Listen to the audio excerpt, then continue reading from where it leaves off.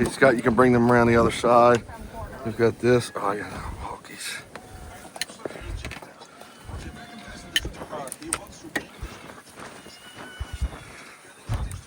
Just excited.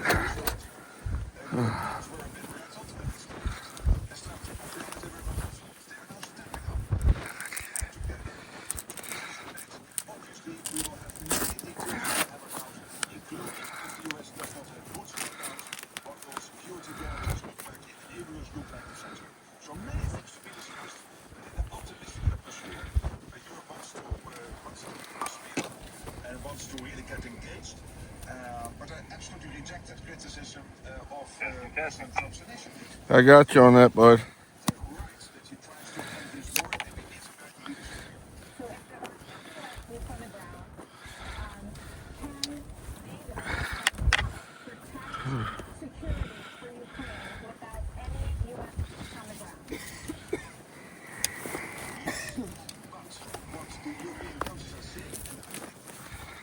Hey, can you lock this in here? I can never get this.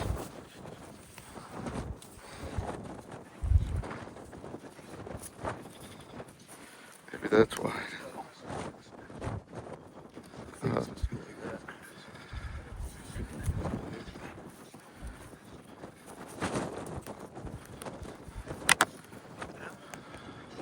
I could never figure it out. Yeah, there's definitely a technique to it.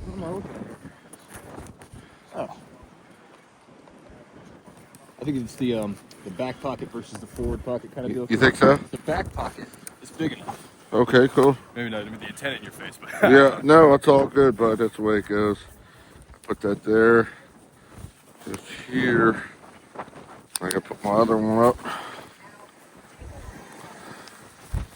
That's good. Now. Delta plane crashing. What? Really? Hey, you got any? I got some.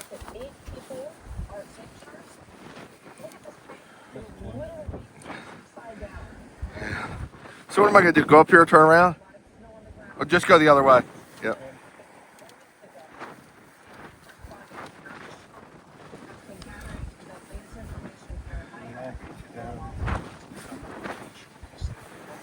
You're gonna meet me?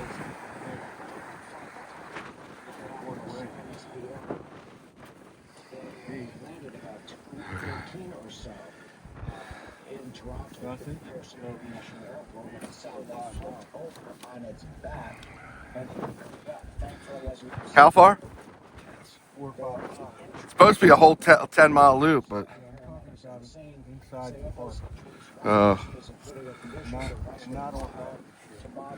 yeah. See if you can get me. You ought to buy that All Trails. I mean, I'll pay for it. That's got it. Okay, I just sent it to you. Basically, with no connection, the same type of jet that there was involved in that horrible mid-air collision that we saw at Reagan National Airport. I pushed the protection for that. Increasing missiles last week or so. Perhaps this plane came in too fast. Very slippery. Yeah, I don't have my damn other phone.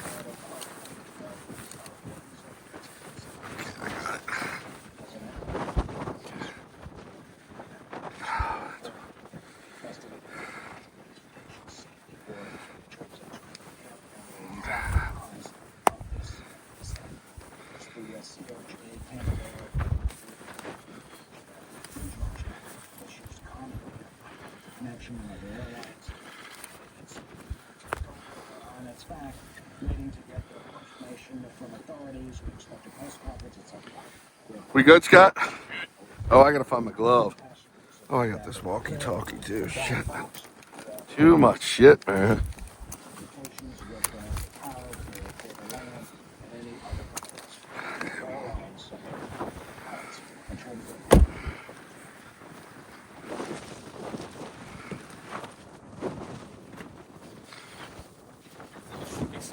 right here. They were in the bag, and so I don't know Yeah. if that one outside.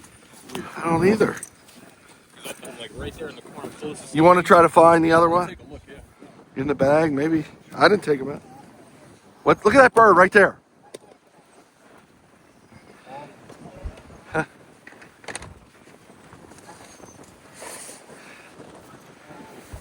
Oh yeah, that's a pretty important part of the situation.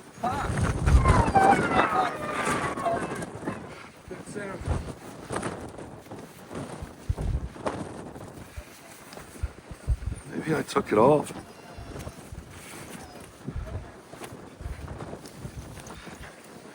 Maybe it's in the.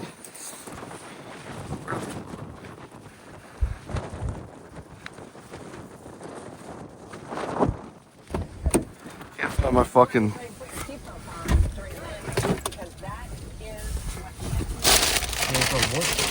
One of my gloves. I found one.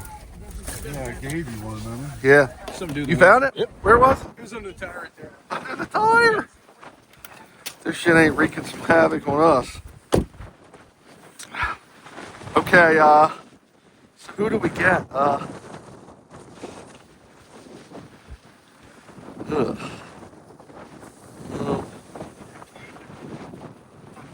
What's that? Yeah, you got the keys. You won't be driving without it. Yeah, I'm gonna reach down in here.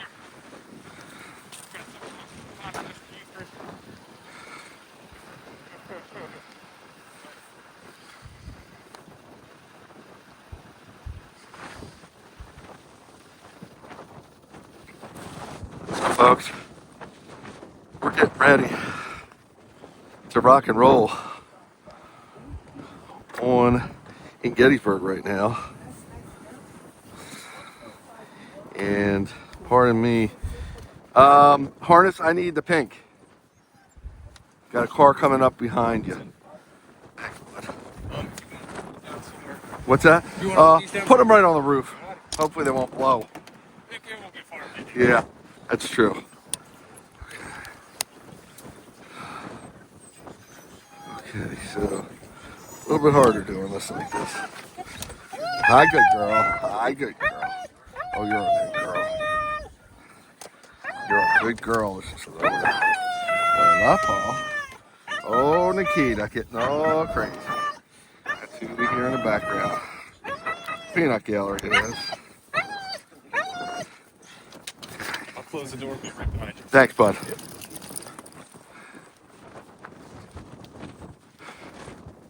Come on, Nikki. Come on, Lola. You're the best toast. You are the best toast, good girl.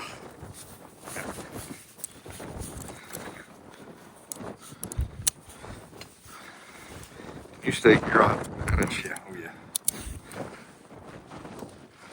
Okay, folks. This is wolf driving at its finest. So, because of where we're at, roadways, and windy conditions, we have to do this methodically. There's no willy-nilly in it.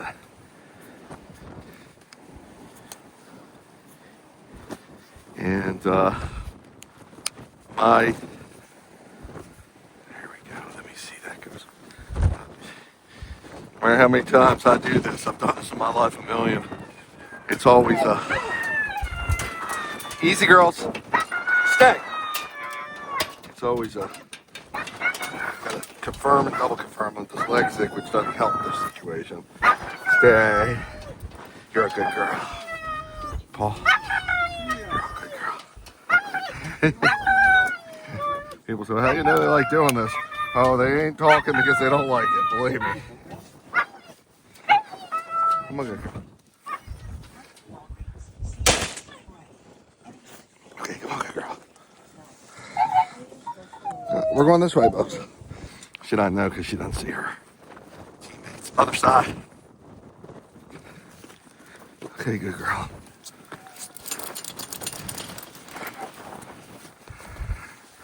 It's okay, good girl. Good girl. Better.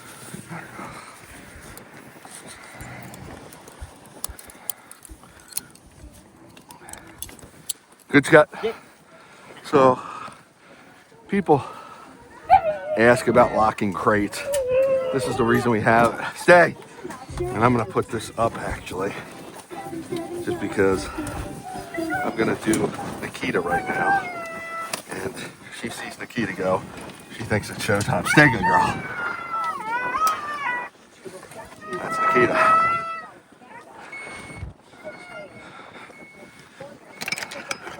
These are working dogs, and I get so much hate mail. People are like, why are you making those dogs do that? Usually what happens if I don't do this. I suffer some brutal consequences. But it's all, so stay. Come on, good girl. Good girl. Up, stay. Stay. Hey, Paul. Only 8 people were injured, thank God, and Paul. one of them is critical. Hope that Paul. person's okay. It looks like the one wing, So, if we're looking at it correctly, is broken off at come on. one top of this aircraft as it lies upside down. I mean, So, it's these crates, we travel. That's the only way we do it. I used to not use crates, and I didn't have any bad scenarios, thank God, but there were no crashes. God forbid there's a crash. Come on, good girl, come on. Come on. Got her. Thanks, God.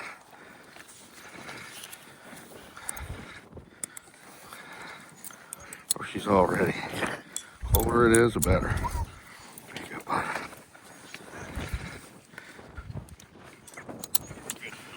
Okay, good, thanks. Sorry, folks, huffing and puffing, but this is some work. Not that we don't love it. Howdy. But it's some work. And it's definitely a labor of love. Remember, the colder it is, the better the dogs like it. So we try to get out when it's cold, but we have to survive it, handle this. Now, don't get me wrong, mushers go through a lot worse conditions than me. But this is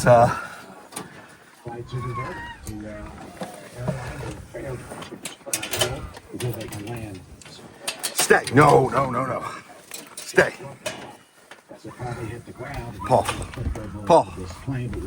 Good girl. Stay. Chris, you might have to shut the back up. Hey, come on. She's like luggage. Just carry her. She likes that. Good.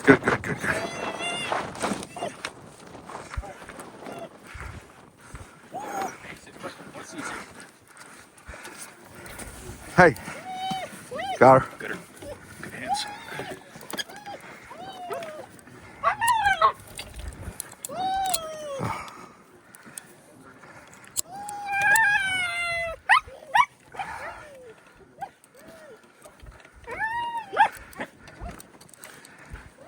Take your time, Scotty.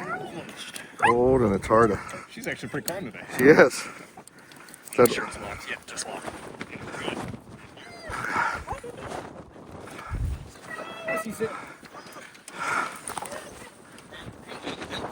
yeah, we're going that way.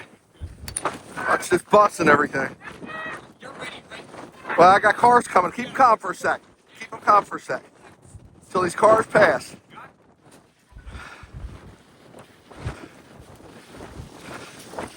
Okay, now if you move your bike a little, or am I clear? Am I right?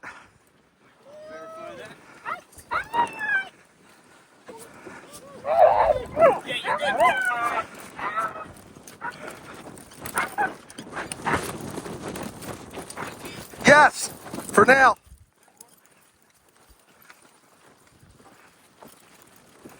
So, folks, this is what you call very excited dogs. See you over. And we are in the Gettysburg battlefield. Tell the Yankees place, I believe this battlefield is.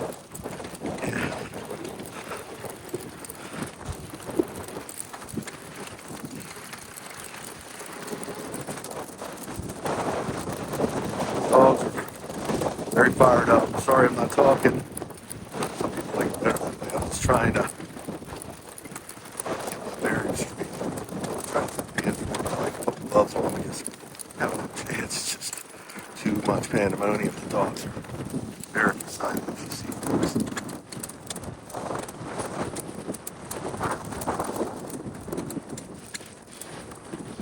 Did you turn my cameras on? Just curious.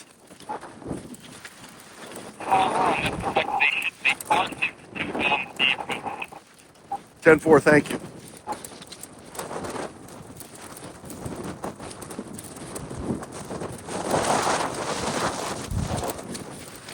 So folks, they're like this because of the cold temperatures. And it rested for a good couple of days. This will come out of, I call it the piss and vinegar, in the next mile or so. I'm just gauging the speed. So I can keep them all together, never go faster than the slowest dog. Hard to say who the slowest dog is right now, though. They're really amped up, and we're going downhill. That always helps. Check this monument to my left. I mean, this is just, it's kind of surreal. I mean, I call it kind of like hallowed ground. It's really sad because a lot of people died here. But it's part of our history, so we have to, it's a good idea to know it and to understand it, of course. Just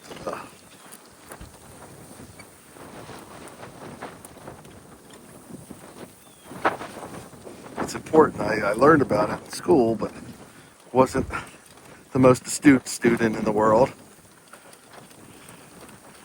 Howdy. But now, as I get older, I've learned about it through the adventure with my dogs.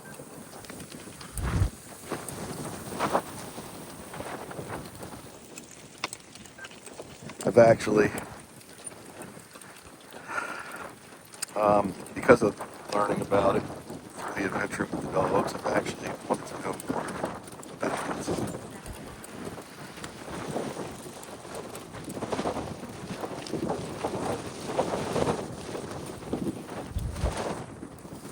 I got meters reading me stuff.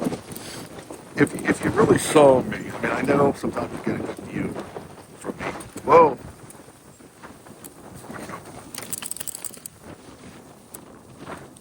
Hey Scott, a little clean up here. Come on, girls. So we do our best to avoid it. Thanks, bud. Now this is just a road, so technically speaking, there's probably no real cleanup rules. People do walk here because of the nature of the area, so we like to keep it as nice as possible. Truly, like I said, surreal. So cool that I could do this with my dogs. You know, I just, if you know me, you know I can't get enough of this because it's like a win-win. They're some of the happiest dogs around because you get to do what they were bred to do. Maybe not their exact bloodline, so there's, you know, different champion lines and sled dog lines and all different kinds of bloodlines in different dogs. So, like some dogs, I mean, they are bred and they have a metabolism that is of the sled dog kind, which means they burn fat stores. They turn, I think it's glycogen into energy, however it is. No other animal that we know of does that, at least that I'm aware of. So it's like they're like a scientific wonder. Now, that's not every dog that's born a husky. Certain ones, if it's in their blood. And there's a way of maintaining that metabolism. They actually can control their metabolism. It's not that they make a decision to, but that's what provides the almost endless energy for them and the quick recovery times. So, they are very interesting, to say the least. And I've studied it, but I can't remember it all now. But I mean, you'll see mushers that keep up with certain mileage when they're building up for races. They keep going because they want to. They have to maintain it. They have to get their metabolism working the right way, or or at least maintain it. So with my dogs, I try to do at least 3 activities a week. Whether these are kind of our longer adventures, though today will only be 10, 11 miles maybe. But they actually will, I think I started my one phone. They will actually do anywhere from 10 to 30 miles on long adventures. So we do roughly 50 miles a week with everything going on. Give a little, take a little, depending on the season and conditions and dog's age, etc. These dogs are pretty much in their prime. And they're absolutely, we're all loving life here. Can't get enough of this.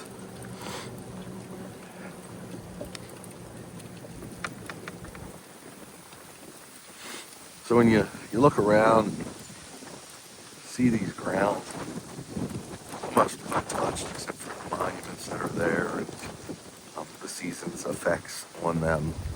Sometimes I've been here before, at least at Gettysburg, where they're all green and flourishing with blossoms, and trees have their leaves on them, of course, and it's pretty just beautiful. And then we come here now where everything's kind of dormant, and you can see clearly through the different fields and through the trees and the surrounding areas. So it's really quite interesting. But it's also, you could almost take your mind back, not that you'd want to go back to the Civil War days, of course not. Death, destruction, but it almost becomes where you can put yourself there for better or worse, and just imagine life different today.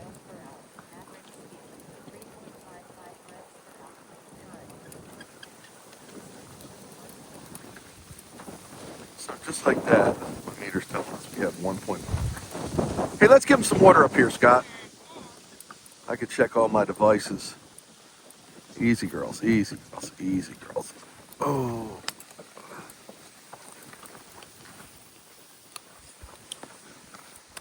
So what I want to do is get my...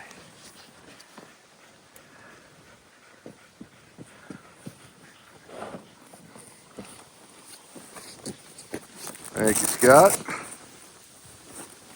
One-way, Pino? This is a one-way. Yeah, that's why Chris couldn't follow us here.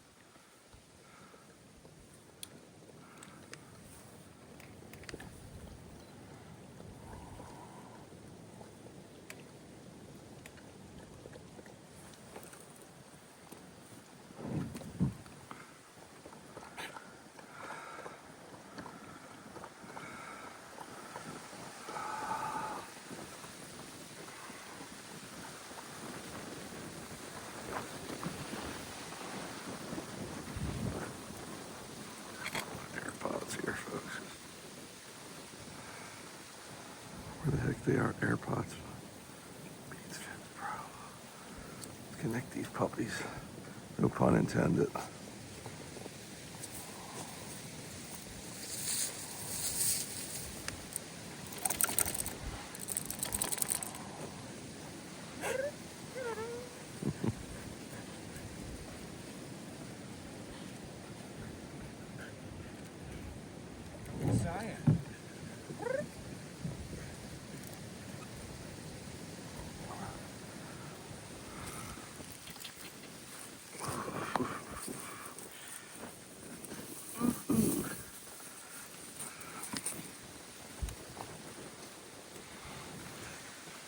Oh, yeah.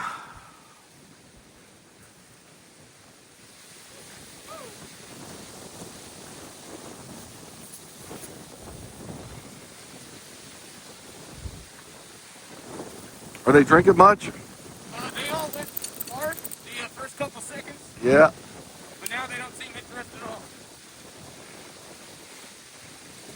cool. Those probably thirst from the She ride is. more than the front. Yeah, exactly. Good job, Scott. Sometimes the cars here don't really stop for you. Yeah, that was a little strange, but at Yeah. least they're only going the rate The miles speed, per hour. yeah. Hey, okay, we're going a sec. Tell me when I'm good, bud.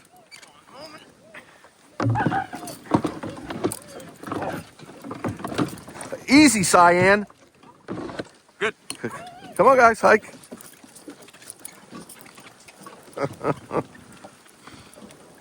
She's so excited for pulling me up the hill. So, it's funny. I just was commenting on somebody on Facebook, and they're like, well, that's not enough dogs to pull that one of my rigs. And I'm like, she's like, do your math. And I'm adding all the animation there, but I'm like, no math necessary. It's electric power. It's so funny because people, and then she went on to tell me she drives horses. People just, I think they think they're resident pros because they do something similar to what I'm doing, and they have no idea that it's really nothing like what they're doing. That's what, here's one monument, sorry over my left, folks. That's what is so sometimes creates a lot of problems, I think, with other people because people don't understand. You know, when you see something, it's not always exactly what you see. I call it the tail of the tape. You know, it might not be like objects in your mirror are closer than they appear. You know, what we're doing here is different than what real dog mushing is, for better or worse. And I'm not in competition to compete with any real big team, whatever it was. Used to run them, and just just a few times. But I'm very familiar with dog mushing. I've done it in almost all capacities. I guess we can go straight, you think, or go to the right? We'll go to the right. We can go anywhere we want, yeah. Yeah. What I see is probably the best. What's that? I said to the right's probably the best, but we can go anywhere Okay. we want. Just keep an eye out for cars. Oh, roger that. Stay with me close. Crispy, right behind us. So yeah, I mushed the team up in the Canadian Rockies, and I've mushed my dog and dog sleds before. So I'm not your most knowledgeable traditional musher, but I certainly am knowledgeable about it. And I've been having sled dogs as part of my family for just 30 years now. I don't compete or anything of the sort. I'm more of a dog joring guy, which mushing is a joring sport, but joring sports are like ski joring, bike joring, and again, even just regular dog sledding. But I'm usually on a small. 10-4, thank you. The dogs are really picking the face here. They're just absolutely on fire, folks. I mean, this is what they do. Can't stress it enough. And but it's funny when people get out there and tell me, oh, Wolf Driver, you need to do this, you need to do that. I've done it all before, pretty much. And some of my mentors were some of the best dog trainers in the world and knowledgeable dog people in the world. So, and I don't know it all by any stretch of it. Like I said, look at these statues, folks, we're passing these. Just really incredible.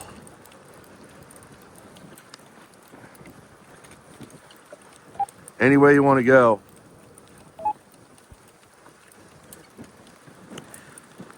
Probably good, but out left looks really convenient. You want to try it? Left here? Let's do it, Hall. Kind of ride directly into the sunset a little bit. 10-4. So, it's kind of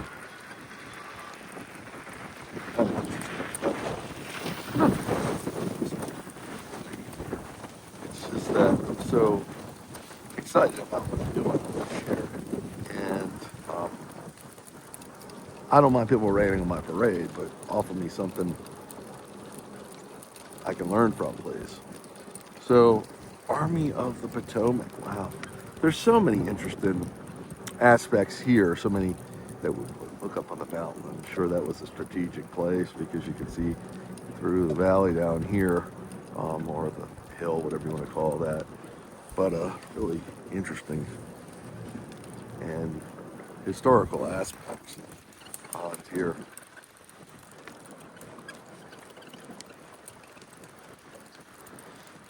So I just have to cover my eyes. It's really hard to wear sunglasses. I'm wearing a helmet today because of the cold, and the helmet seems to keep me warmer because of the breeze. So I have goggles, but they're just such a pain. Oh, here I have one. So I just got to put make a visor on my hand. You can picture that.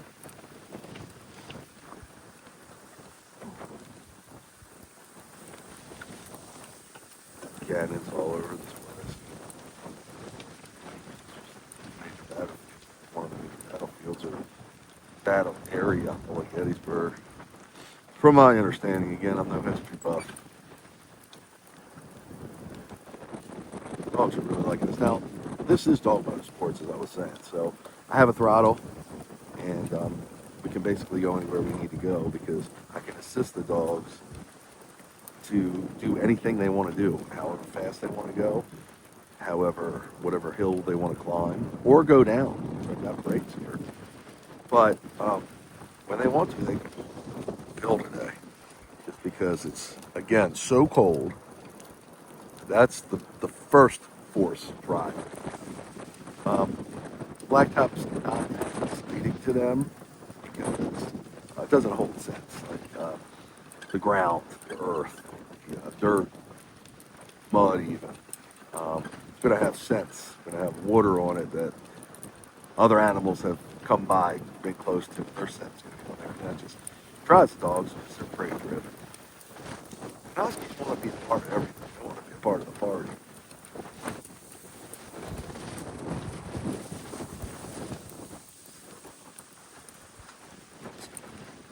Tour all over this place.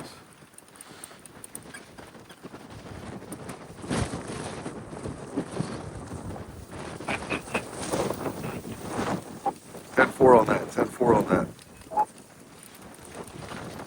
Oh, good girls. How beautiful is this, folks? I mean, when I say beautiful, again, it's hollow ground, so this is Warren Avenue, whatever that means. I'm not very familiar with the area. But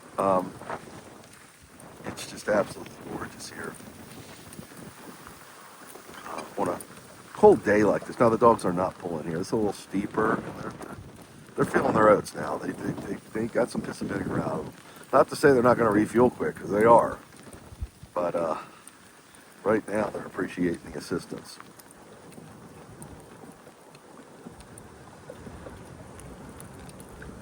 But like I said, when it's cold like this, it's crisp, it's a clear day, so you can see pretty well into the distance and really see the monuments and the rock ridges and all the fields really clearly, which is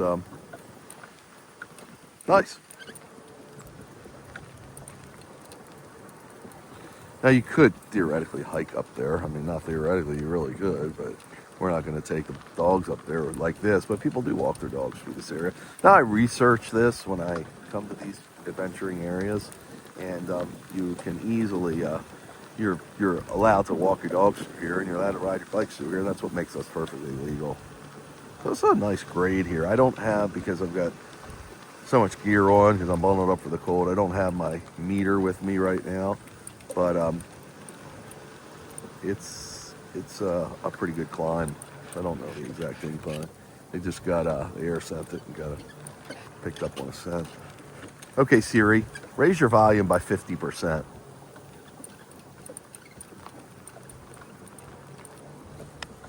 So, again, I'm wearing a lot of cameras and equipment, and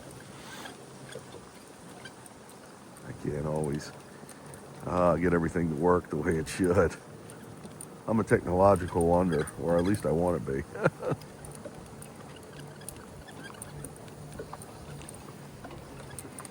What a great, great area for doing what we do.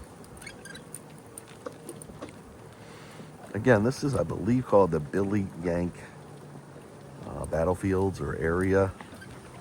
Whoa, we got a nice hill climb here, folks. This is good to challenge the dogs like this. Good girls. Sometimes when they look back, they're looking for assistance.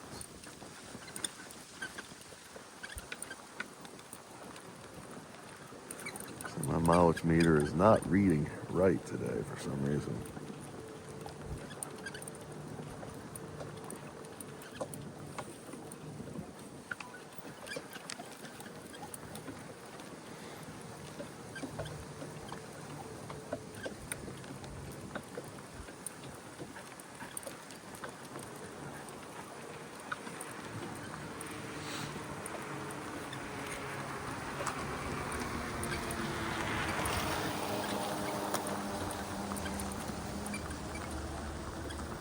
Laws Brigade.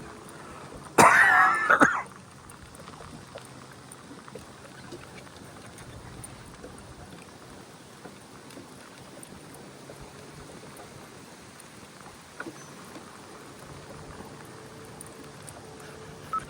don't know, it looks like we'll get it right. He said take a right.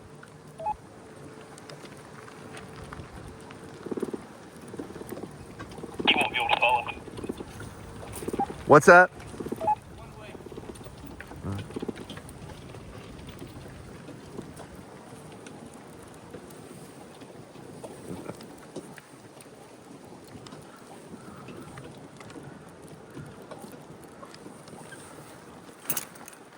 Thanks, Crispy.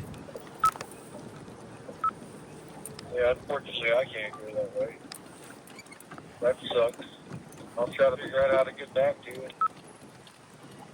Car incoming, or car coming from the front. G over. Ho, guys.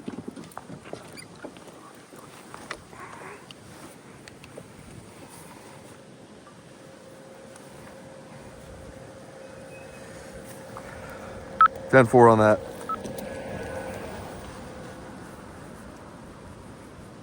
Okay, Scotty. Hike.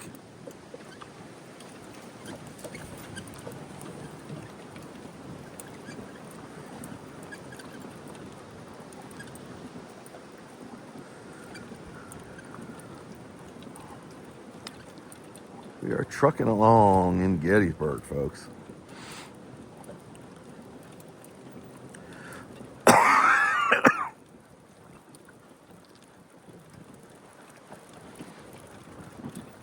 So I've taken my hand off the throttle and the dogs are just going all the way.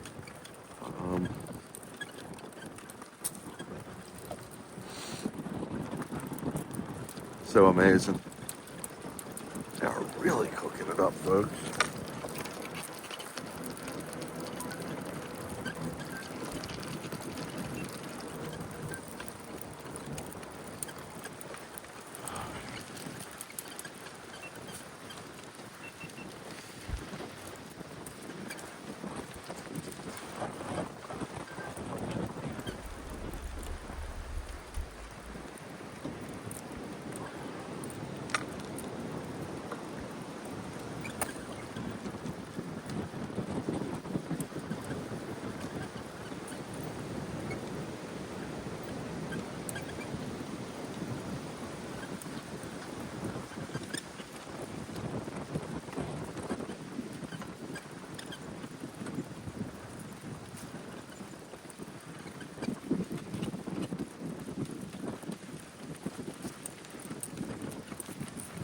So we get to level ground, folks. They let it all hang out. Just pulled up the hill. I'm not sure again of the incline because I don't have my meter out right now, but I always check those things. Yeah. So I've got said 4. So I've got to have both hands on the brake because they're really picking up the pace here. And sometimes one brake ain't gonna make me swerve a little bit. And plus, I like to wear my brakes evenly when I'm doing heavy braking, and I got cars coming here, so I want to be sure I don't swerve at all.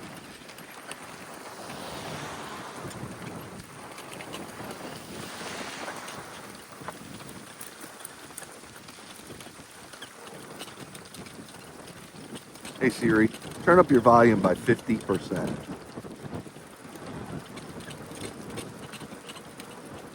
Folks, this is just, I mean, it's incredible. I don't know if I've gone this fast before. I mean, we've hit speeds of 20 miles per hour, but I gotta believe we're approaching that, if not exceeding it. But I'll check my meters when I'm done. I don't have a speedometer right here. The camera's calculating it. My GPS stats are calculating it, so I'll know when I'm done. But I know I can see all four dogs. They're looking good. They're feeling good. Truly, an incredible sight and experience for all.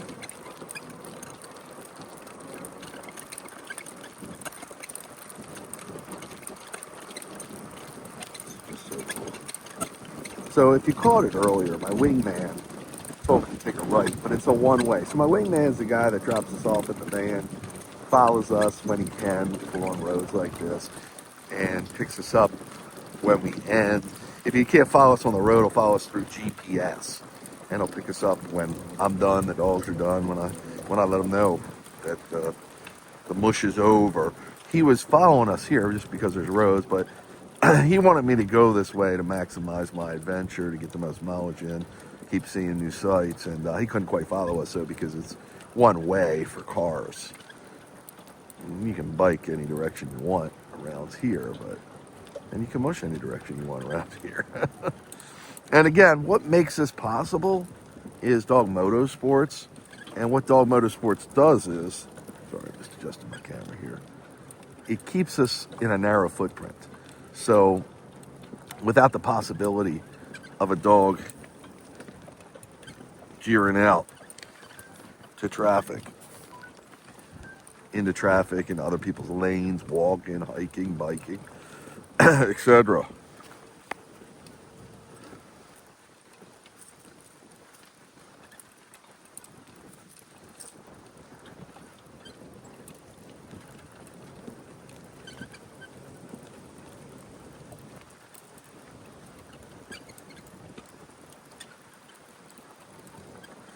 So folks, in 40 minutes, we've gone 3 miles. And I started this before we left. So these dogs could be averaging 6 miles an hour, which is pretty good. It's actually a fast clip for them. That's how into it they are today, motivated.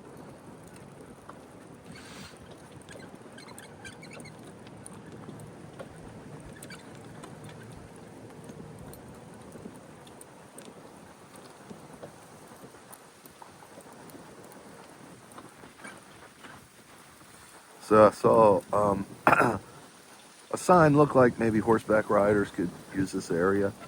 I don't know. I don't think horseback riders go on pavement for long, at least. But maybe they go through the fields here. Maybe they do reenactments. I don't know what that was about. So we're climbing the hill. We're using Dog Motorsports, which is great.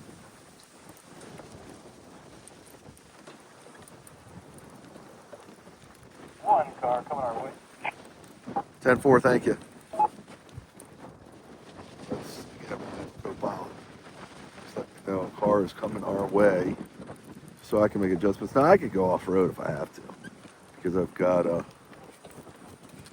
especially today, but always when I have Dog Motorsports, that's what I do. Again, that's what I pioneered. But the motor will enable us to get through the resistance of the grass on the shoulder to keep the dogs moving. If there's a distraction or something I needed to avoid, it's going to be harder for them to pull through the grass like this. Sometimes we do go to some grassy trails. They can pull depending on the lay of the land. That does look pretty good, like a good shoulder to my right.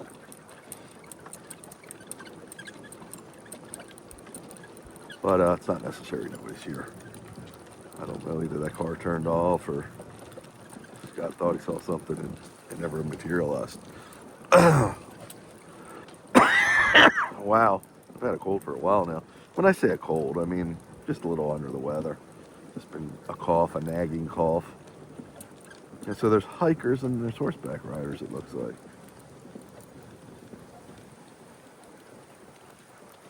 Now, a lot of people wouldn't think to mush dogs in this area. I know everybody sees the dogs on pavement. Like, oh my gosh, you shouldn't do that. But for us, it's important part of our training. My dogs are conditioned for it. Their diet, they have dietary supplements that I believe benefits them for their pads, and I don't have any pad problems. But not to say they can't develop, and they could step on something, they could get an abrasion from something.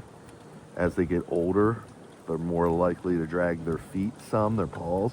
So certain times we might need paw protection, and sometimes some dogs always need pad protection, paw protection. But it really is more dog dependent than surface dependent. Some dogs will run so fast that they'll grind their nails all the way down to the blood. But you have to take into consideration the load they're hauling, the exact activity they're doing. They don't have to haul a load with dog motorsports, and the age of the dog, conditions, weather temperatures, etc. So it's a lot deeper than just looking at us up there. Oh, they should have paw protection on. But again, everybody's an armchair quarterback. Howdy! Thank you. We are just cresting this hill. It's been a dog motorsports hill. And great time of day. White van coming up, probably see it right now. There's a bunch of dogs working. 10-4, hang close just in case. So, unusual, but Scott says there's a bunch of dogs barking in this van. So that'd be weird why someone would have, maybe it's only 2 dogs. But, some dogs can just jump through the window. Now, usually not a closed window, but who knows? Definitely an open window. So if there's an open window or someone gets in when we're coming by, dogs could be on the loose. So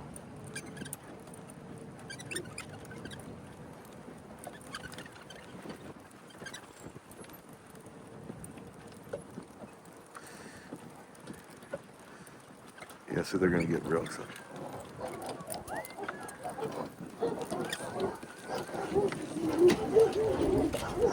Well, I don't even know what that could be.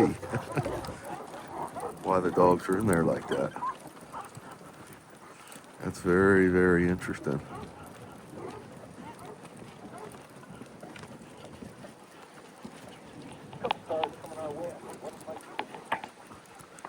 Ten four. Army of Northern Virginia. So they're represented here.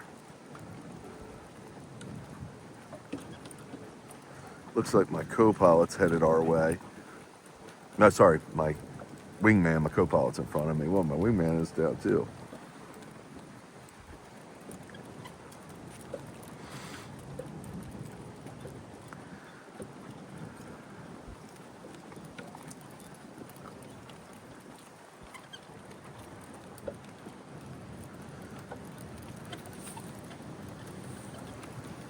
You're gonna have to turn around. Are we? He said we're going to have to turn around up there.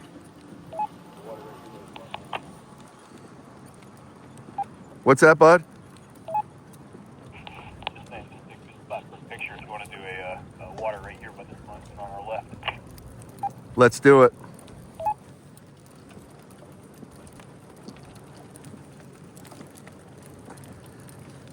Right here, you think? Oh, yeah. Oh, guys. I'll let you water them, Scott. Excuse me.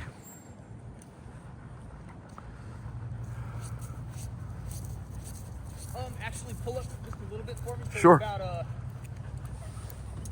right where I am. Easy, girls. Right here?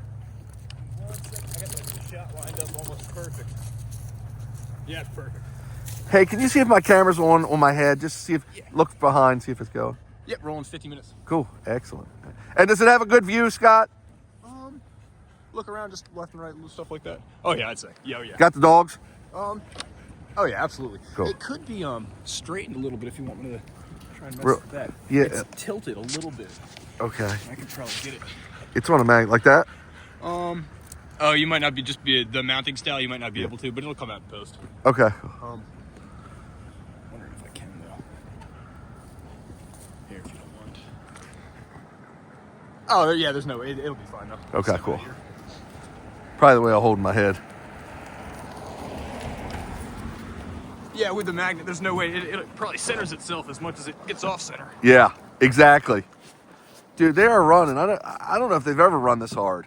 I noticed. I went to like readjust and put the drone down because I had it in my hand the whole time, and I turn around, you're right there. I know. I was Doing like 6 miles an hour averaging. I was going pretty fast. Yeah, we've got almost 4 miles, and it's like 45 minutes. Oh shit! That's the polar vortex. That's what this has to be. That wind's like 20 degrees. Yeah, it is. When the wind isn't blowing, it's like it almost feels like 40. Yeah. Man, Lola's not even hanging back at all. She's just like, go. Where are we going? Yeah, she's ready.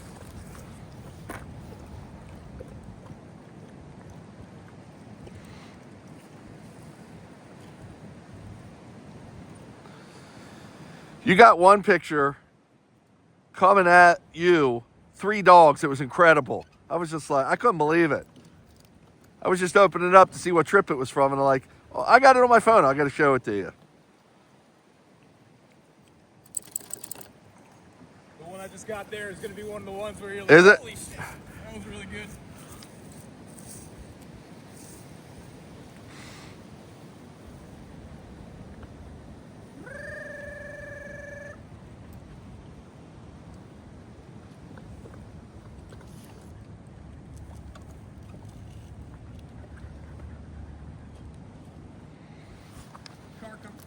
Thanks, bud. We just stopped to water the dogs. I guess we'll turn around up there. This has been a great trip so far. Yeah, cool, man. Trying to figure out.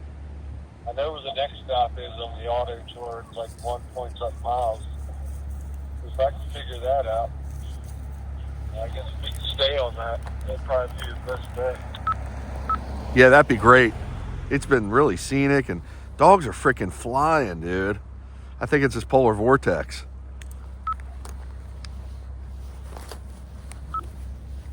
Yeah. Take the polar vortex and the dog. I'd rather have some nice spring weather. Oh, I know that. I would too, but when I get dogs like this, I'm like, I'll suffer a little bit.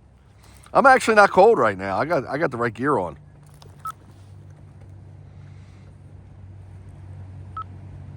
Yeah, it's like I'm really hot or really cold. No in between.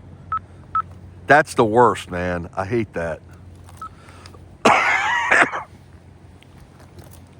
And I still got this freaking nagging cough. I don't really feel bad. It's just coughing.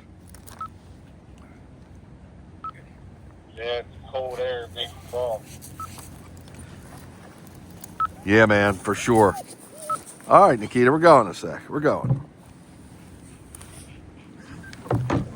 If me and Crispy were having a conversation like that, I'd have made a joke about his cigarettes right there. Oh, yeah. It's the cold air making you cough. Oh, yeah. That's what Jim always says. He can't take the cold because he smokes.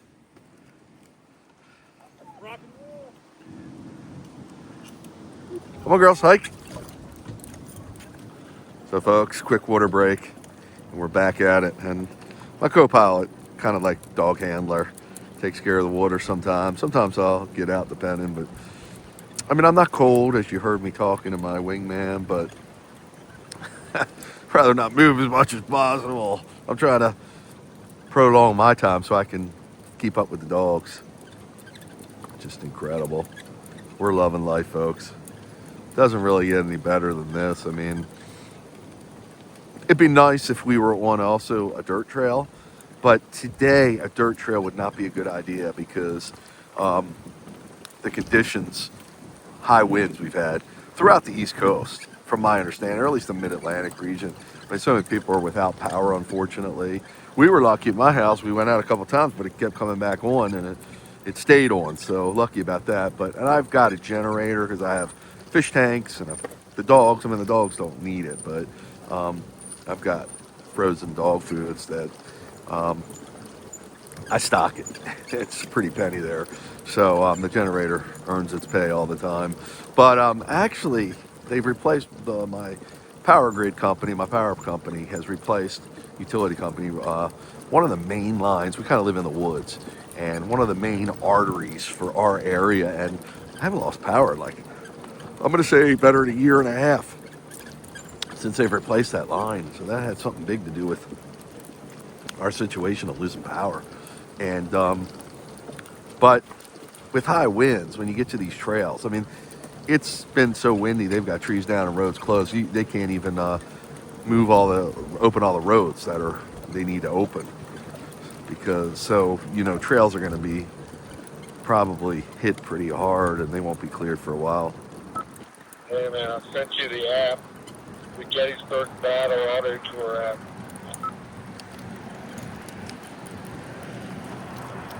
10-4 on that. 10-4 on that. Yeah. Turn around, Scott. We turn around here. Don't have to keep your GPS and keep you on the trail. Hawk around. Oh, they know. Hawk them around. Hawk them around. Hawk them around. Hawk them around.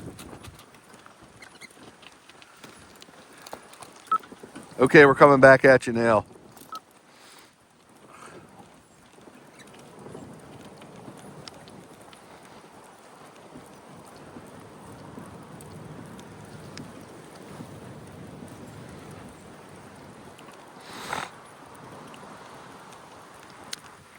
Here's more cannons, of course, and another monument there, or historical marker.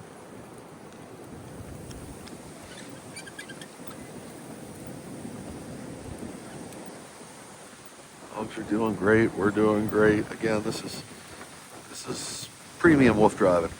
Car coming up behind us. 10-4, 10-4.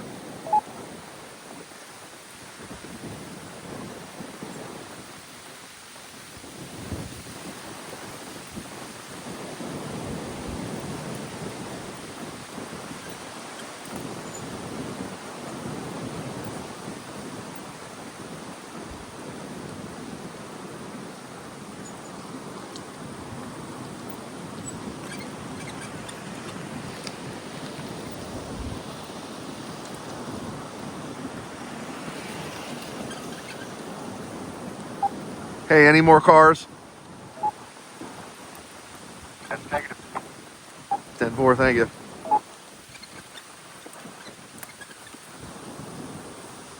So folks, my meter that reads to me just told me 4 miles we're on across the 4-mile marker, very close to the 4-mile marker. So slowed down a little bit, partially because the water breaks, because you could actually stop the meter and get more accurate reading of your average speed. But I don't go through all that. It's hard for me to reach anything. I mean, when I need to, all my stuff is accessible to me, but it's a lot of work. Believe me, I'm happy if I don't have to do a bathroom break, because it's just a lot of work getting to everything. If you know what I'm saying there, folks, maybe the guys will understand. Okay, TMI, right? Wow. So, I've started this kind of battlefield tour. I've started this thing, when I say started, I began grouping some of the more epic adventures we've done that can be categorized into different areas, like bridges we've crossed. Like, what's the longest bridge we crossed? I started thinking about that. What's the tallest mountain we've climbed? What's the longest tunnel we've gone through? Of course, with the dogs. I mean, mushing, that's what it's all about. And I said, you know what? I've got almost 30 years of data here. I've been to some pretty wild places. Some I've never been to, but I've only been to but once. And with one generation of dogs, remember, I've run multiple generations of dogs at this point, 30 years. And I said, you know what? I'm going to assemble this into a really palatable website, list, etc., just for me but also for others to see, because it's all really interesting. And that inspired me to do some runs that are specific, like we're doing battlefields now. And there's, you know, I'm not doing like longest battlefield, this battlefield. I'm just doing just battlefields. But in that, I put,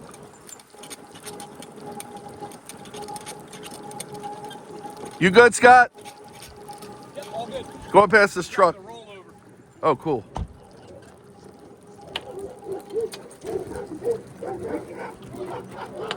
So I have no idea what that. What do you think's up with that group of dogs in there?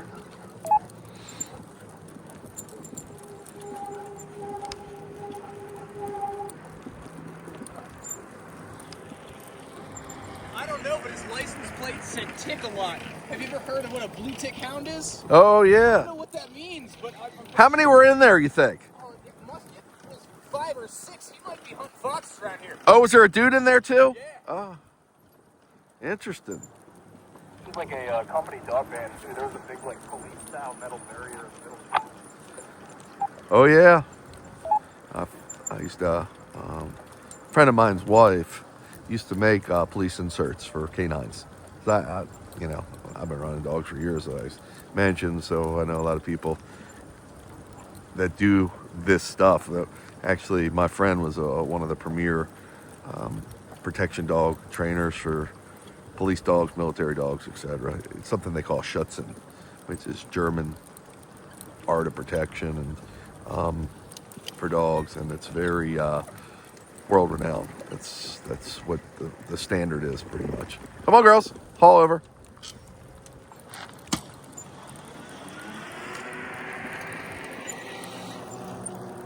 So the dogs are excited when Scott passes my co-pilot, like you see, then pick up a pace. But at the same time, we've been through here before, so if he's not like riding point, leading the way, they're like, this is cool, but we want some new digs, new sights, new sounds.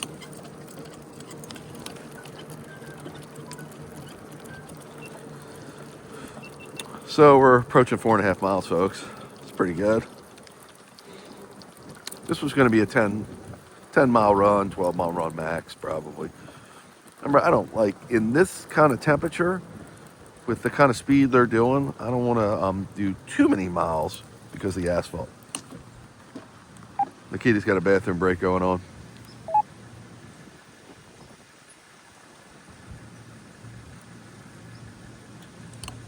Come on, girls. Can you even kick it?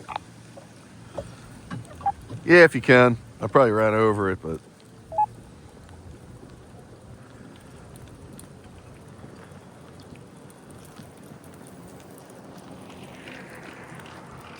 so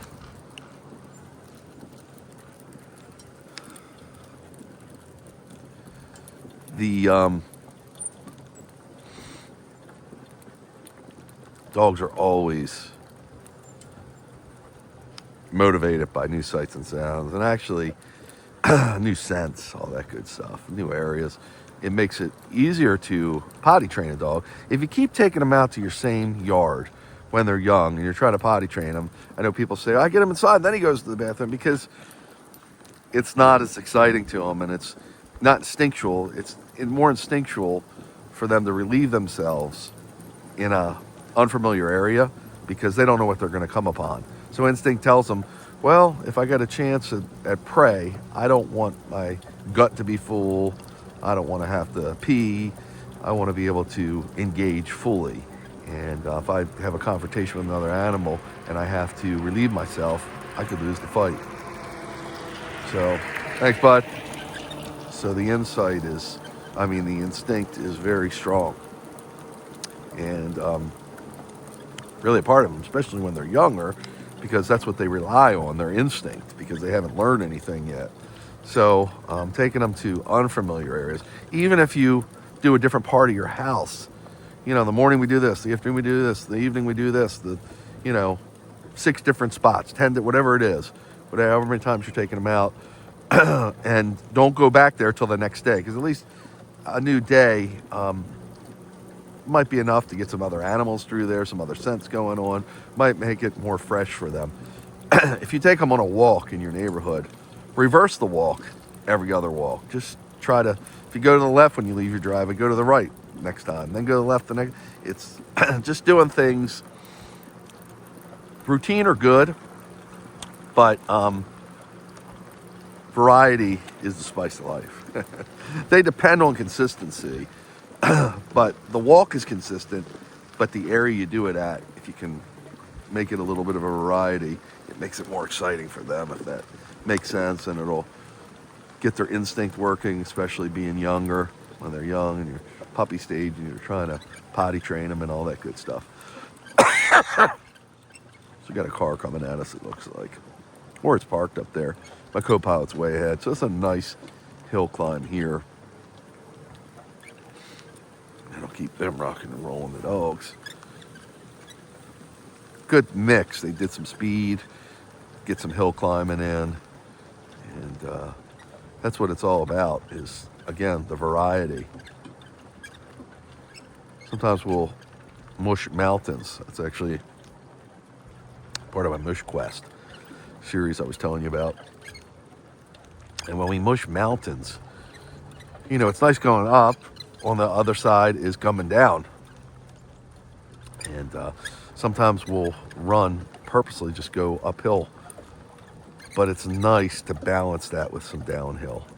I mean, we do go to the mountains for the climbing aspect. But going down, they got to control their speed too.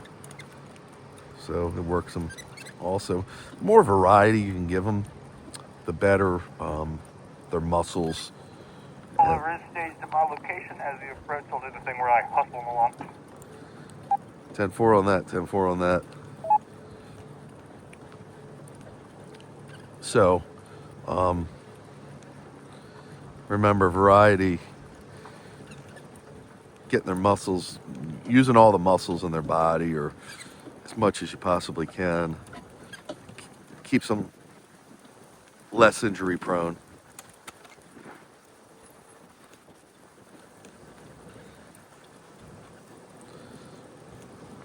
So we got 4.91 miles, folks.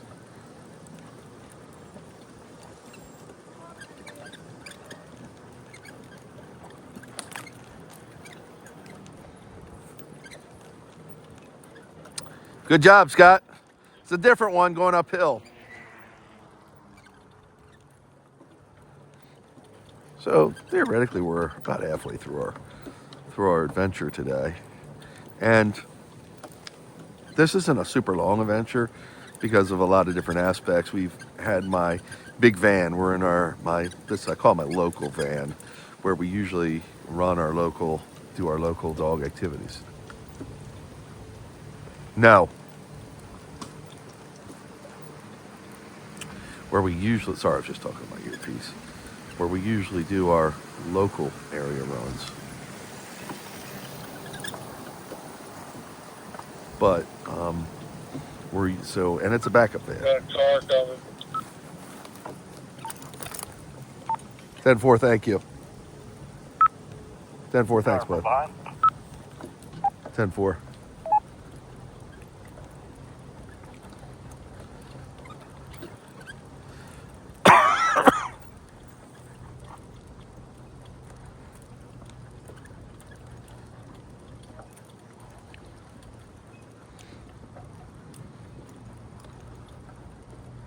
But I was saying, so we're using the blue van, which is, again, it's a tighter van for shorter trips. It's spacious enough. We could do a longer trip, but everybody's a little tight, meaning the peeps. The dogs are actually better in that van because they're smaller crates versus the big van. They've got a lot of laying room. And with a lot of laying room, I mean, people with dog training, a lot of us, most people, and they make mistakes, they put their human emotions on. They're like, well, I'd want the biggest bed possible. Well, the biggest crate possible. You want to go 3/4 of a mile until you get to Wheatfield Road and make a left. 10-4 on that, 10-4 on that. Did you hear that, Scott? Now, my yellow is off, but I do have it on me. What's up?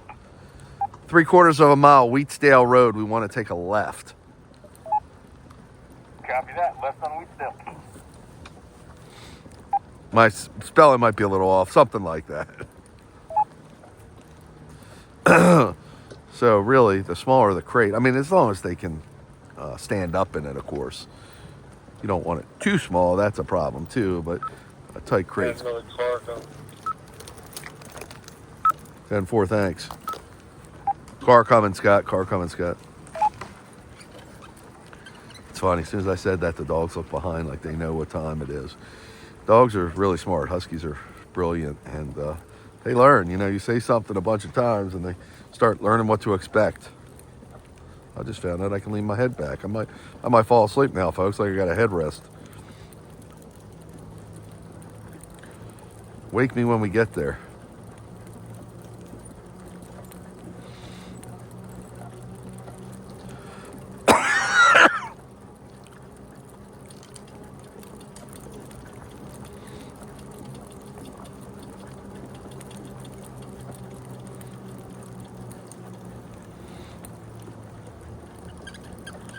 But so I was saying, yeah, you put human emotion, same thing with dog training, and same thing, people will look at my electric dog sled on wheels. I've had a couple people say, oh, that looks so uncomfortable. So, you know,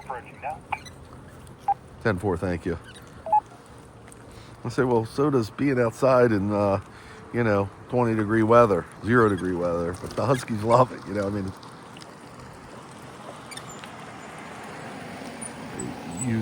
you say, well, they're pulling all that weight, they're doing this, they're doing that. Well, they got 4 legs, they're built for it, their body's designed for it, their metabolism, there's a lot of aspects of them. So what we're not designed to do doesn't mean that we should instill our feelings on them. Then they won't be doing what they need to do.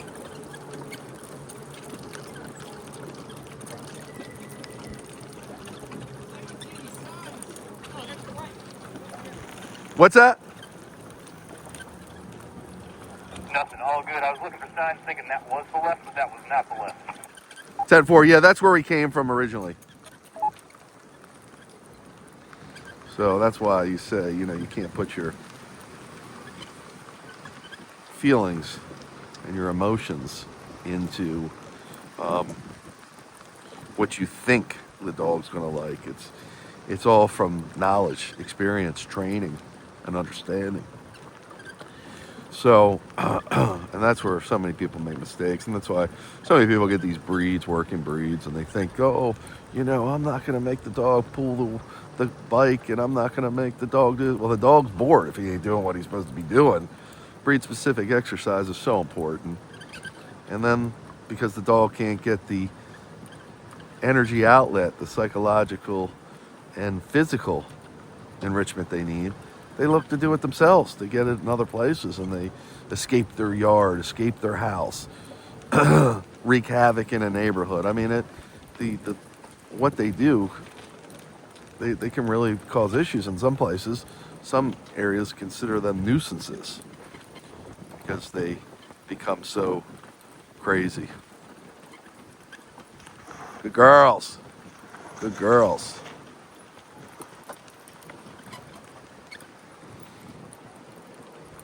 We ran over a camera. We call it the ready ride overs.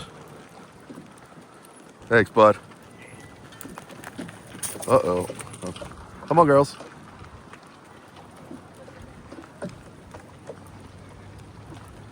So I hear dogs. I said, uh-oh, because this is such a steep hill that I've actually lost power because my co-pilot had me stop because he had to go back and get the camera. That's how steep this hill is, but we made it.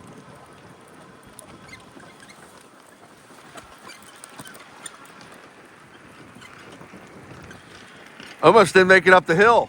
Yeah, I had the same issue. Because I stopped and then I couldn't get it, but it just made it. Just crested it.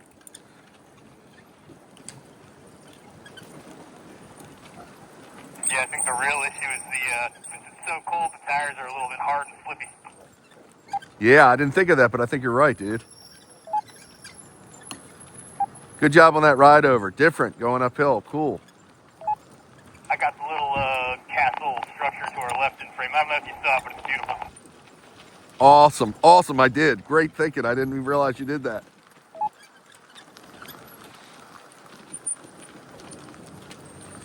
So this is just really cool, folks. Again, I can't tell you enough how much I enjoy doing this because it's giving the dogs what they need. And when so many people get these Huskies, mainly because they're just so striking looking, they're beautiful dogs, and they get them as puppies. I did my first one, and like, oh my God, it's a fluff ball, so cute and cool and fun and loving, and then they start maturing, and then they become like, hey, I got a lot of energy, I got to do something, and that's why I designed Dog Motorsports, because I didn't want to be a full-time musher.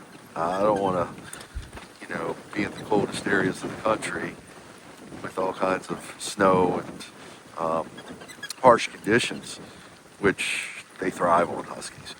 But there's got to be a happy medium somewhere in there, and that's what Dog Motorsports is. It's a way of giving the dogs breed-specific exercise they need without us peeps having to be a And full-time down musher. here, going to make a left. 10-4, 10-4.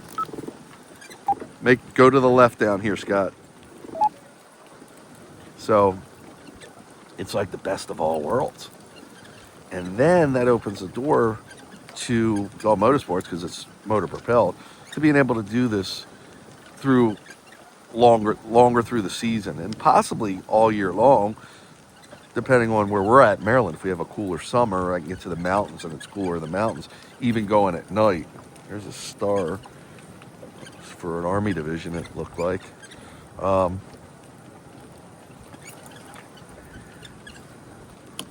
a minute. Easy, girls. So I can make a left, or I can go straight. You're saying go to the left?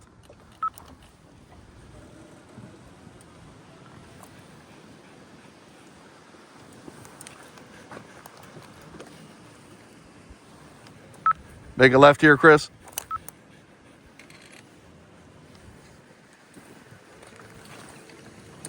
Okay. Left here? Yeah. Okay. Oh, for some reason I thought we were going the other way.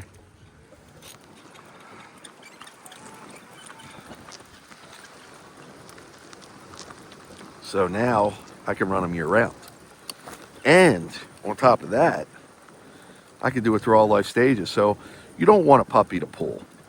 And with Dog Motorsports, they don't have to pull, but they can still run and get similar motion without overworking themselves and putting too much strain on the body, because you can stunt their growth. You can have ill effects by working them before their growth plates meet. Your veterinarian can better advise you on that. But so they can do Dog Motorsports as a puppy. And then when they're seniors, because they don't have to pull, you don't want to pull when they're seniors. At least you don't want to pull in long distances. Every dog's different, of course, but they can run with this because they don't have to pull, and they can still get some light exercise. You can go at a crawling pace if you have to, because it's motorized, so you can control every aspect of the adventure of the mush. Here's just some reading these out randomly. This is the 2nd Brigade, Army of the Potomac. We had some Potomac dedication earlier, so I don't know if it's the same one. Nice breeze blowing there, folks. I don't know if the camera's picking it up, but it is cooled out now. Got Scott in front. What's that? Got a car behind me. Car behind him. 10-4.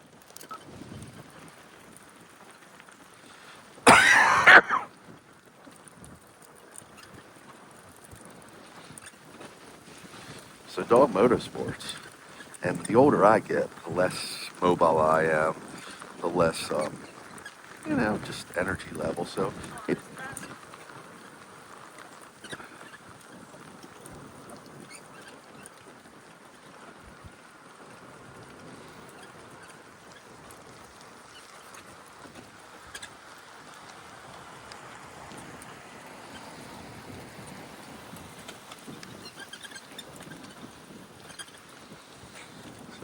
lot of times people want to film this or take pictures, so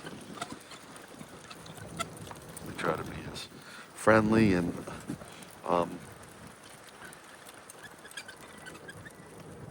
greeting, as happy as can be, and let them do whatever they want to do, because I'm happy. I want them to be happy.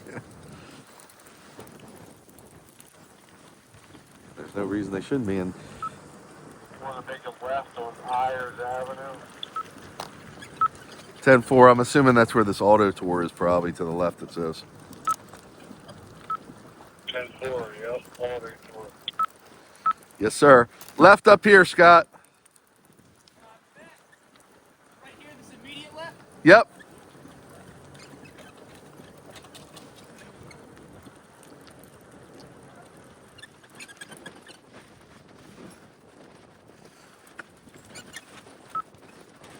Yep, right there.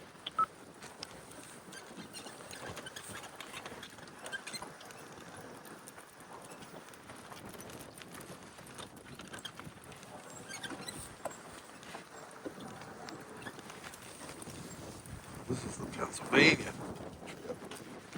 I mean, you could really take your time here. And I think there's probably a radio station or something. Some sort of app that you follow along. It probably explains these monuments a lot better than I'm telling about, but that's hard for us to do, hard for me to do. With the outside elements bearing down on me, and me keeping track of all the dogs, most importantly, but all the equipment too. It says this is the 1st Brigade of more Potomac.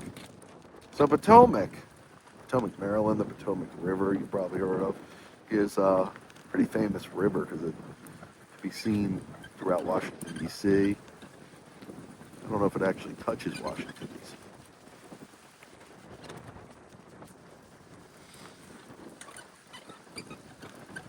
So we're at 6, we've slowed down, we're at 6.25 miles pretty much, at an hour and 20 minutes. I started my meter early. I don't know if we slowed down that much. We're probably an hour and 10 minutes into this. So we're probably close to 6 miles an hour, folks, on the average. Now, we've been climbing a lot of hills, so it's slowed down some. And the dogs have gotten their, like I say, piss and vinegar out of them. Now, my co-pilot, you might have seen, is moved along. Oh, and he's probably a drone in the air. Give us some aerial views. This is a little tight, so it's nice to have the co-pilot in case a car's coming the other way. He can give me a heads up. You can see the markers they have probably when they do snow plowing through here, because these are roads. I mean, it is part of a park, so it does close at sunset. So it's not like through traffic should be coming through here, but who knows? I'm not from the area. I'm not that far. We're, an hour and a half out of Maryland to here, to Gettysburg, Pennsylvania. So we've actually done some paranormal investigations through areas that we could legally do it through Gettysburg. I had a team of paranormal investigators and a crew of people I'd call the werewolves. And pretty interesting, werewolves.com, WERWOOFS. Wow, this is incredible. Pretty incredible here.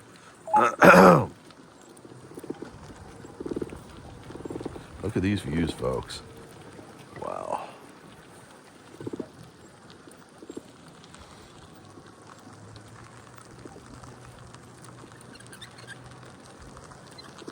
And all these monuments. I mean, it really would be so interesting to read all these. More Potomac, Army of the Potomac. Whenever we see fencing, like the crisscross fencing to my left, I don't know if you can see it from the camera you're watching, but that's usually a sign of Civil War times. We've seen that throughout many Civil War battlefields. Car come by. Car, Scott. 10-4. I'll pull over right here. Hey, we can throw us down some water. Oh, guys. Gonna give him a quick water break. little bit more. Okay. Okay. Oh, guys. I had a camera staged over there. That's cool. Oh, really? Cool. All three of us rode past it. Oh, that's cool, man. I like it when you get the van, too, because we can't always do that. I love the candid stuff. It's hard. Yeah. It's really good.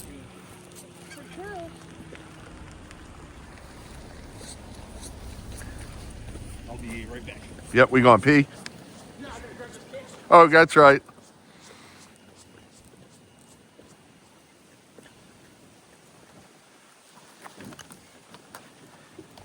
Getting a little nippy out here now, brother. I guess we take a right up here, correct? It says Auto Tour. Yep, make it right. 10-4 on that. Been nippy out the whole time. Yeah, when that sun goes in, woo!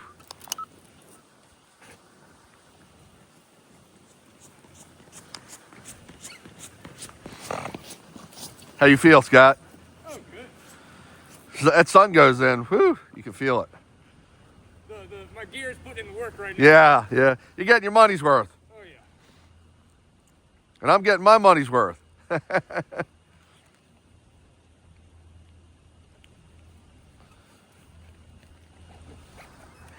This was a good area to come considering on the time we had Big time. and just the van staying local, kind of local. We ghost hunted around here. Yeah. Have you ever ran this specifically? No. I just found it on my trail map. I'm like, you know what? We're riding in the van. We're going to get a late start. Let's go somewhere close by. Plus, if we were on a trail in the woods, how many trees you think we'd come upon? Down trees and shit. Oh, that's a good. So I figured out here it's going to be open because it's a road. You got to give it at least a day to clear. Yeah, at least a day. I mean, the roads, they can't even get cleared yet. Cleared it for them. Yeah, exactly.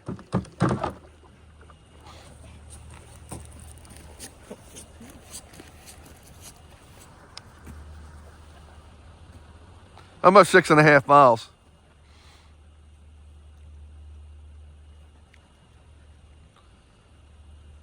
Any word from Crispy? Are we going? To the right, where it says Auto Tour.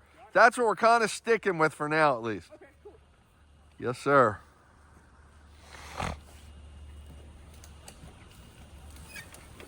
Okay, come on, guys.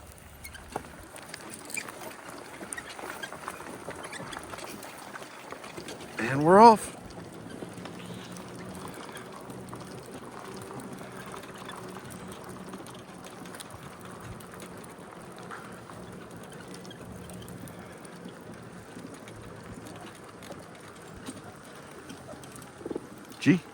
G. You can still see the snow here, folks.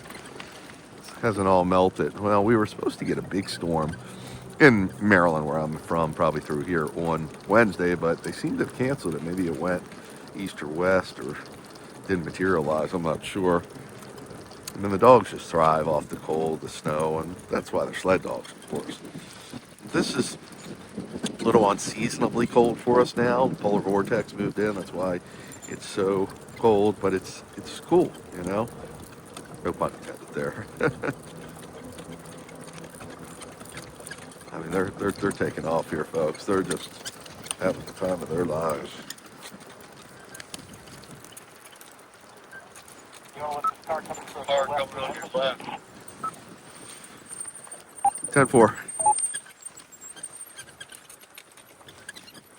Well, see which way he's going, I guess. Yeah, it's only one way.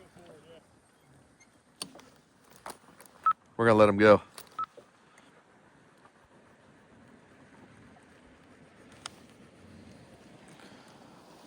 Good job, Scott. Good job. You can see she gets excited. That's Cyan. And that's her. Just getting really happy. Like, Dad, let's go. She wants to see ahead of her. But you can see they can all, the way this is designed, it's wide enough so when the dogs run in one dog's way, they can all see around each other.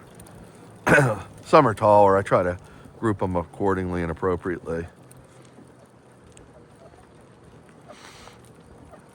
So we got some hill climbing here, folks. Another big monument. Good girls.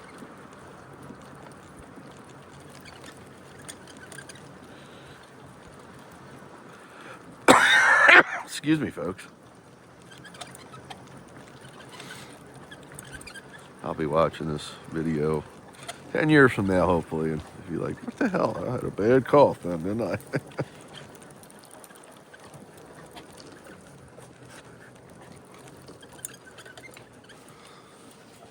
Motor's doing great. We're doing great. I mentioned that because sometimes the motor has tough time making it up some of the hills, as you've witnessed.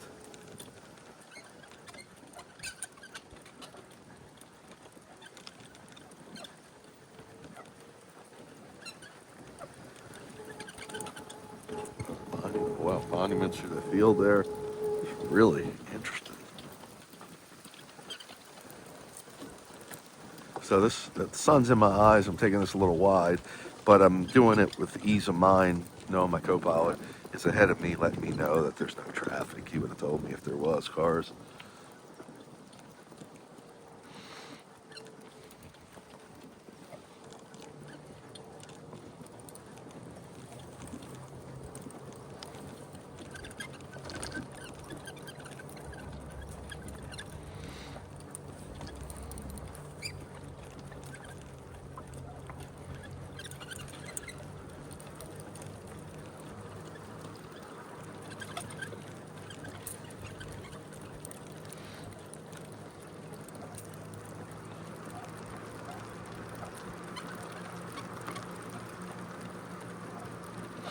Then up here, you make a left. 10-4 on that. Thank you. Make a left up here, Scott. Stop sign.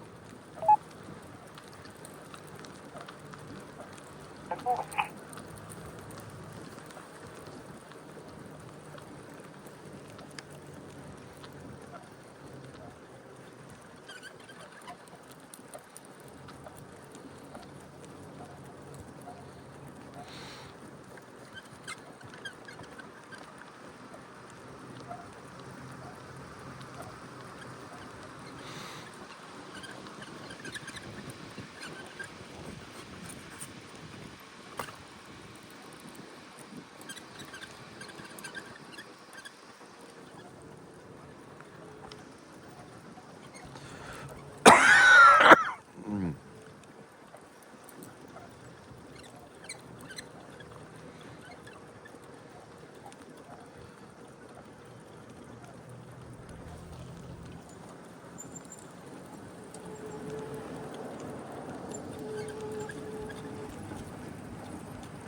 Ten four. So these are interesting when you get to, again, more of these what I call Civil War fences. That's where I've seen them mostly on the Civil War battlefields. Those kinds of, I don't Just a know. heads up, we do have a car coming from the front. 10-4, thank you. And they're just, I don't know what their significance is, but apparently that's the way they built them back then, because they're all over the Civil War areas that we visited, at least. We've got a car stopping either to check us out or check out the monument here.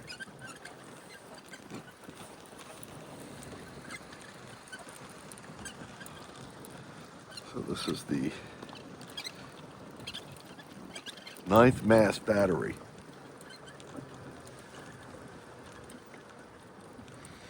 I'll tell you what, it feels good with that sun beating on us. These are a lot of open fields, as you see, so the wind is really whipping up. Again, I know you can't see behind us from the camera view right now, but my wingman is behind us, following, just to keep me advised of traffic behind me.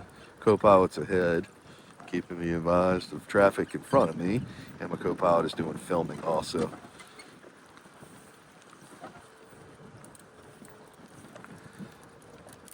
I think you take a right up here, Scott. Roger that. Taking a right, correct, Chris? That's superb.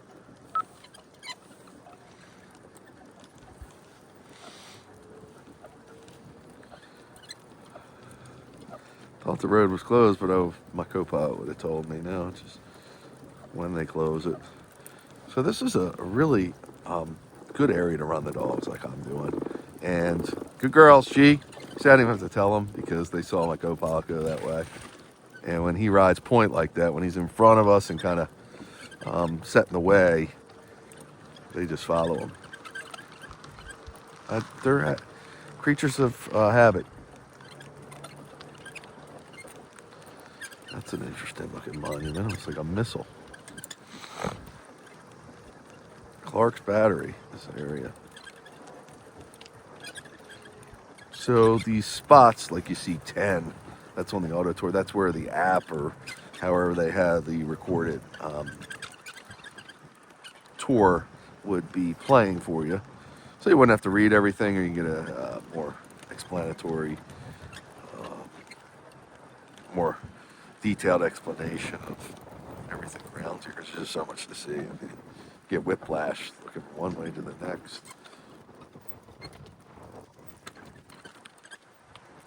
So theoretically, from the signage, we could ride here till sunset, which is probably 5:45 this time of year. Hey Siri, what time is sunset?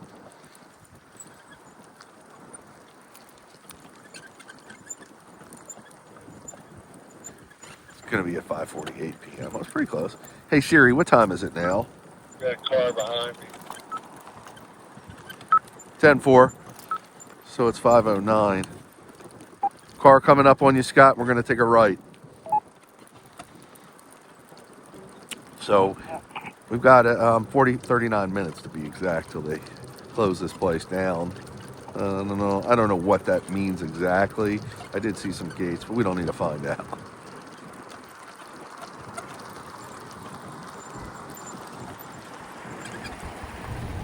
Easy, girls.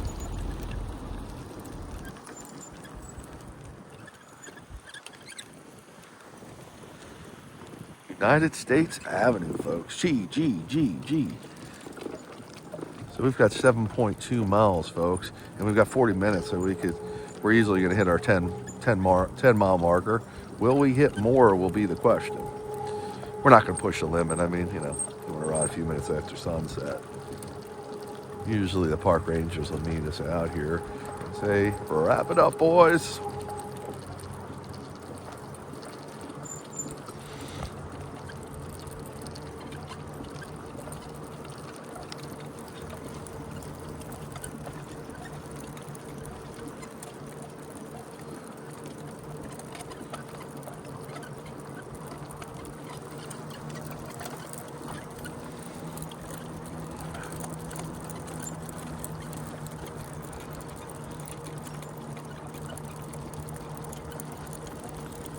How beautiful is this, folks? So we're getting a little fast. That's why I load this. Backing off a little bit. We're going to, put a little breakage on. Plus, Lola likes to put her head down and air scent.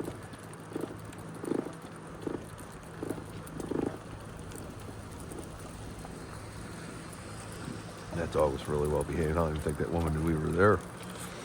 There was a dog hanging out the window, if you could see. Not fazed by us at all.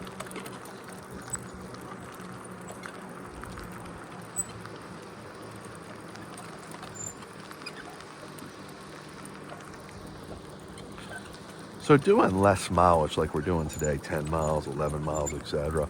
It's nice having the faster pace because it still gives the dogs a nice, well-rounded workout. If we were moving at a slower pace, shoot for more mileage maybe. Well, I mean, I let them go pretty much how they want to go unless I know we've got to go a certain distance and I don't want them to burn themselves up early. They usually don't, but usually pretty good at pacing themselves. But the bike rolls easy on the downhills and the level ground here, so it's going to go pretty fast. All they got to do is keep up with it. But of course, I can manage that pace again by using the brakes and using the motor going up the hills.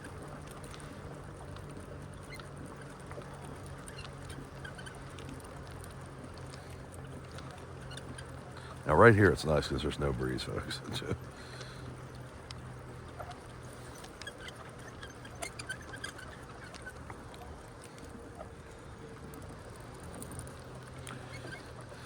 So I know I ramble on some of these. I call them my rough hour kind of vodcast, if you will. But I know people watch this. A lot of people that watch this are not familiar with mushing at all. Which again, it's a form of mushing, but it's kind of a form that I invented. I call it dog motorsports again, and so people I know are very interested that have huskies or high energy breeds because they might want to do similar, or at least in some capacity, of what I'm doing with their dogs. I mean, how cool is it to have your dog as your companion, of course, and being able to go to areas like this and learn about history, see Mother Nature, and some of the really interesting aspects of it, and all the history, of course, and even going through more populated areas of the urban style mushing. And when you have a rig like this, or with dog motorsports, you can really almost go anywhere with your dog. You don't need 4 dogs. You can have one. I've got a 14-pound Chinese crested that my wife, it's my wife and stepdaughter, but I've done this with her, and my wife has kind of led the way because she loves my wife so much. And I've used a couple of my rigs actually that I've designed for her, and she's run with the sled dogs. So that's what she does, because you only need your vehicle is the most important aspect. The dog can walk with it, run with it, trot with it. With a small dog like a Chinese Crested, get some exercise. If you wanted to sit out and do 20 miles, that's not going to be your best companion to do that. But she can do a little miles, take a breather, have a little basket for her, put her up and down as accordingly. So we're getting near 8 miles right now, folks. 7.73. But I'm just trying to explain this opens up a whole new world of adventuring like never before. Because a lot of people often ask me, well, why do you have the U bars and the mushing bar? I call it the mushing bar. Why not just use a tow line and let them tow like a regular sled, or a dry land sled, they would call it. And I'm like, because that's not what I'm doing. I'm trying to go to areas that I normally wouldn't be able to do with a traditional sled dog setup, even a modern day sled dog setup like bike joring or ski joring, etc. Because again, you need a really good lead dog not to deviate, and even then, sometimes the lead dog might deviate. It's just a little more challenging, and this is easy.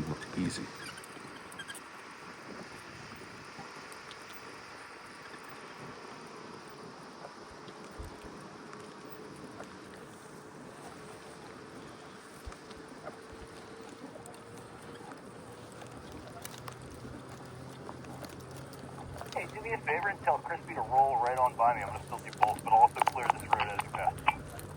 Hey, Chris, he said roll right on by him. He wants to film us both. Obviously, we take a left here. 10-4. 10-4, Crispy's got you.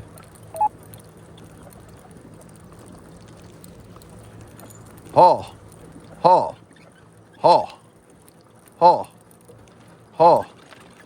Haul. That's how we set up shots sometimes. Now, my wingman can't always follow us, so when he does follow us, it's like to film it just to get the whole story, because I know, again, I could talk about it, but it's not like seeing it. Yes. Hello. Just running through Gettysburg. We're running through Gettysburg on the trail. Yep. Everything good? Oh yeah, freezing. It's like with the wind chill, it's got to be 20 degrees. Dogs are so fire. Car coming up behind Crispy now.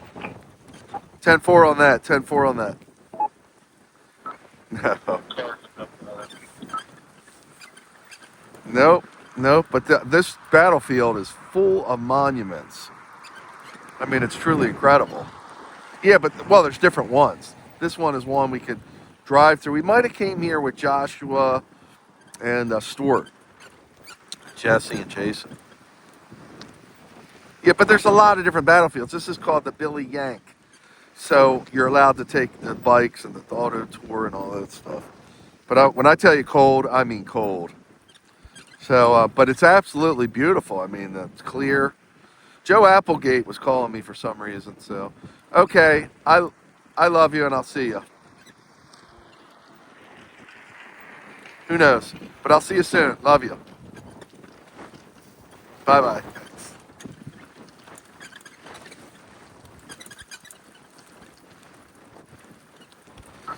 Another car comes behind. Another car, Scott. 10-4. Thanks, Chris. So that was Mrs. Wolf Driver. So she never knows where I'm at. Because I never know where we're going. Today we kind of had an idea. But it's always subject to change. Weather conditions, timing, we run into, stuff like that. So. But that's why it's good. Remember, I try to do trails, areas that I've never been to before. That's the preferred. Or I've been to many years ago or a different season. Because I want to keep this exciting as possible for the dogs. And I want to see as many places as possible. Really learn all the history, the areas, witness the nature and the beauty of everything. So that's why we travel the East Coast.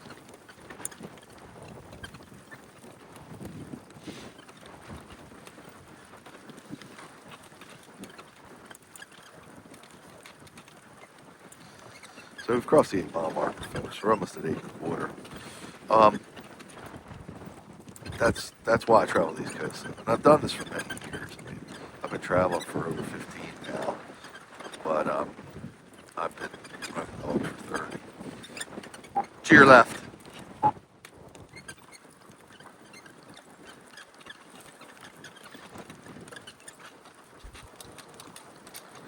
Hey Siri, what time is it? So it's 5:20 right now, folks. That means we've got 25 minutes, roughly 28 to be specific. And we've got almost 8.25, so got to figure we'll have 2-3 miles done. This is Auto Tour 12. So this is a big monument area. Pennsylvania, Meade Reynolds. Cannons everywhere. Some people were filming us. You never know what you'll see out here, right? How much surreal. You got a sled dog team in a battlefield. Of course, it's an old battlefield, which we like. We don't want to be in any current battlefield. Well, we don't like it, but I mean, we certainly don't want to be in a current battlefield. Okay, I might be getting a little giddy on you now. The freezing temperatures are taking their toll on me. Colts Hill Ultimate Tour. We're still going again. Begin one way. It's really well laid out. I mean, it's not. Thanks for the turn, man. 10-4. Hey, we have to turn around. We're supposed to go up there. Did you passed it? Turning around now. Alrighty. You turn around, they're going to follow you. So. You want to turn around, right? Yep. Haul, come around. Haul, come around. Haul, come around. Haul, come around. Whoa, I didn't see that. It's safe. Yeah. Come on, girls. They might stop. Come on, ladies. Come on, girls. Come on, girls. That worked out. Yeah. That was cool, man. Good job, Scott. When you call them and lead them like that, that's perfect. Trying to do the high-pitched noise. They really feed off of you. I don't have to tell them the direction. They just go and they see you. actually use it sometimes when we're back in the woods. I'll fly off in one direction and expect them to be following my scent, and I'll post up somewhere else so they don't know I'm there. Yeah, yes, exactly. Exactly.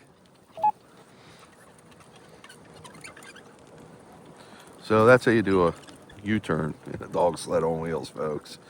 You see, that was easy, but there was a big divot there. So if I wasn't looking and the sun was in my eyes part of the time, that would be a pain in the butt. And remember, nobody can really get hurt on here, but I would have gotten stuck in it, and we would have had to do a little bit of lift in and moving the vehicle accordingly. Thank you, my brother. I'll be on this main road for a little bit, not very long. You're going to make a right down here and then a left onto the schoolhouse road. 10-4, thank you.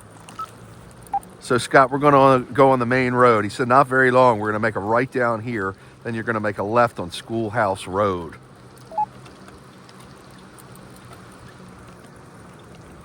Copy that. 10-4 on that.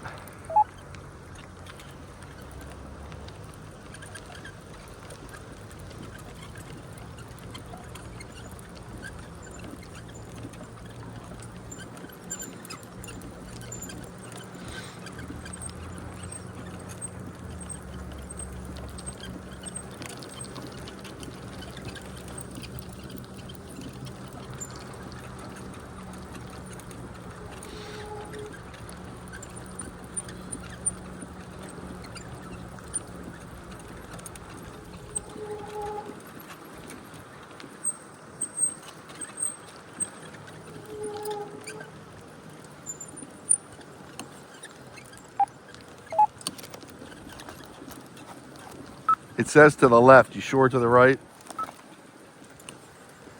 Hang on, Scott.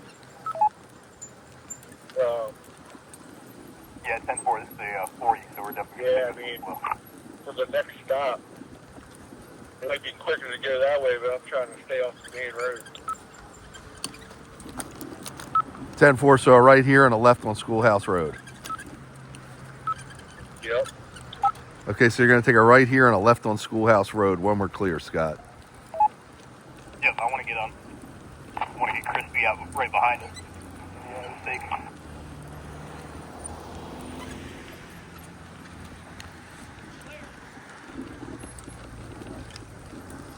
Gee.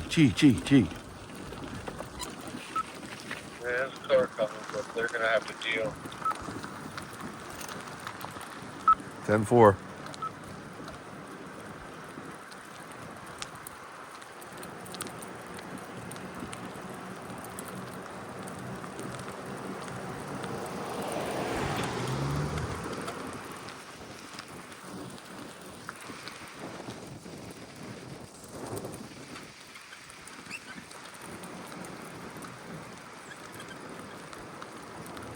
So we are on a double yellow line, folks, road, but my co-pilot is in front, my wingman's behind us.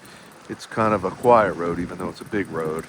Trying to make it now.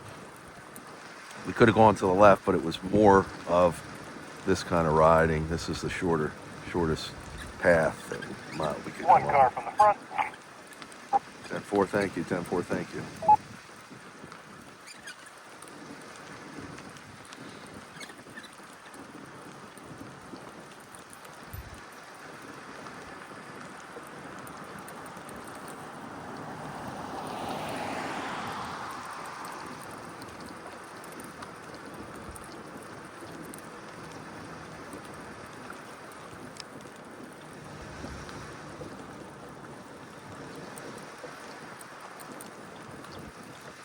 So it's a 40-mile-per-hour road, so we're hustling as much as we can.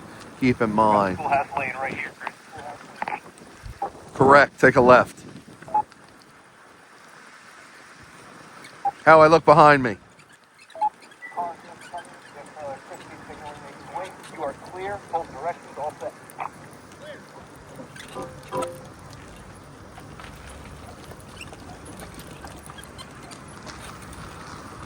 Good job, brother, good job.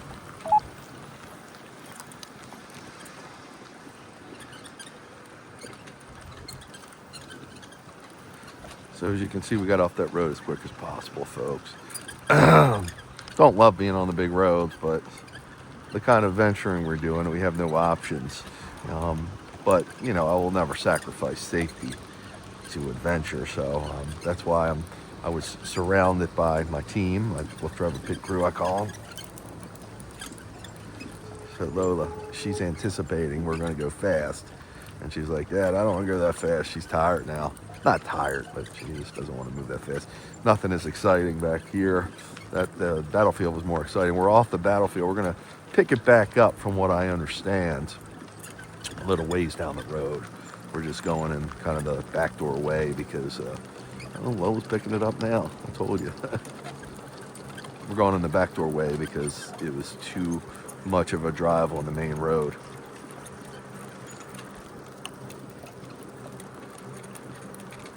But meanwhile, we're clocking miles, and that's what we're trying to do before the sun sets.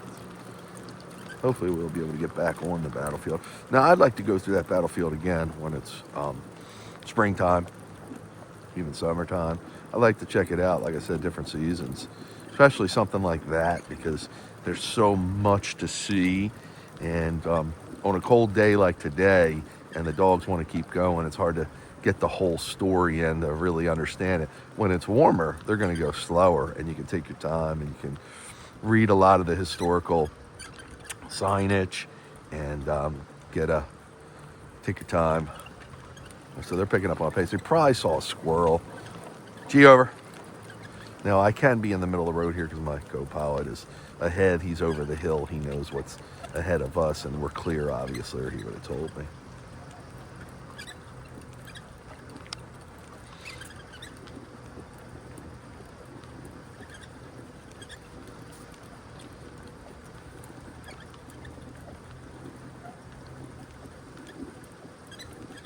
Okay, folks, so we've got 9.2 miles right now. Hey, Siri, what time is it?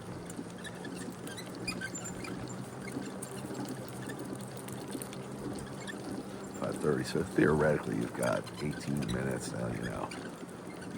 I'm just saying that because I'm getting cold, too. I don't be out here too much past sunset myself. So sunset's kind of a good ending point. But the mileage factor is going to be there. Remember, we're not in any competition. Whoa, squirrel. they were getting ready to take me for a ride. I got my hands on the brakes. And even if we end on this road, which I don't think we're going to, still a good way to end because it's a nice, quiet, wooded, curvy kind of road. Well, they want to go.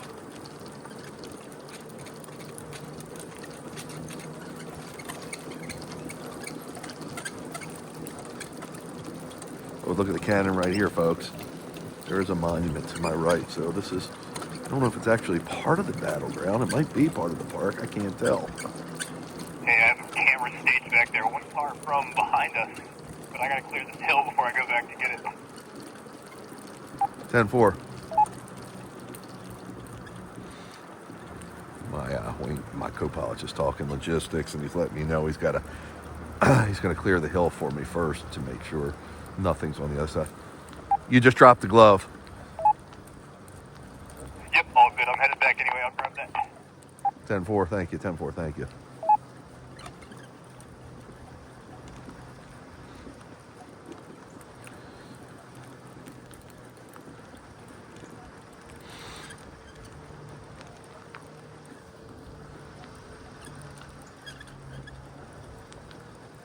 All right, clear all the way ahead. I got 7 times for this road. I will be right back. 10-4 on that, brother. 10-4.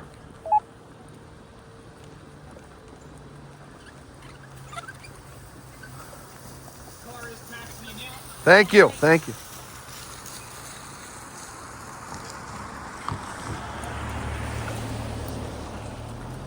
Come on. Come on. Lola. I think this is going to dump us out on the main road. So there's another road up here we can take for a while. Get you some more mileage. 10-4, no more of the auto tour. We lost it. Yeah, once it's going, like, 10-4 on that. Just tell me which way to go, brother. I'm only good for another mile or so.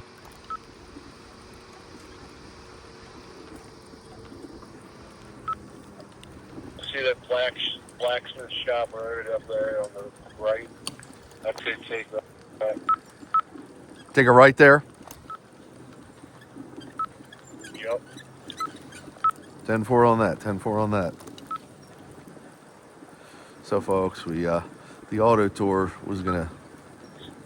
Got out of battery or what? No, he left the camera back there. He filmed us, and then he lost his glove, so he was just headed back to get it.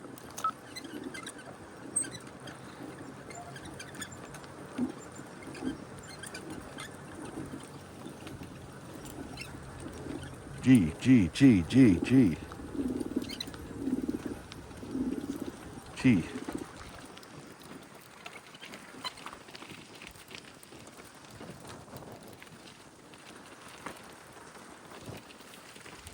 You good, Scott? Yep, all good. I ran out of battery, but just barely. I'm cresting the hill. I don't know. Let's do what we can. He did run out of battery. You can grab one from Chris. I've got another one back there.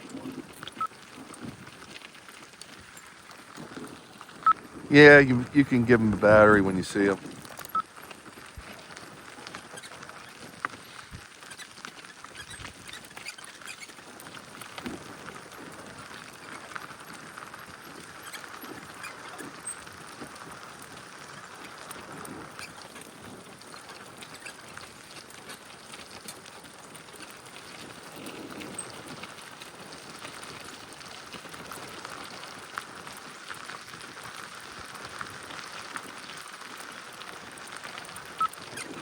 I don't know if you're going to be able to see it, but there's got a car coming. There's a cord going to be on the left. 10-4, 10-4.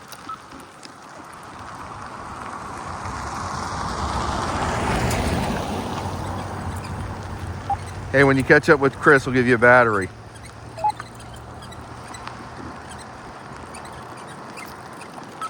Right, that's coming over y'all anytime now. You take the left or the right at that stop sign? Right. What's that, Chris?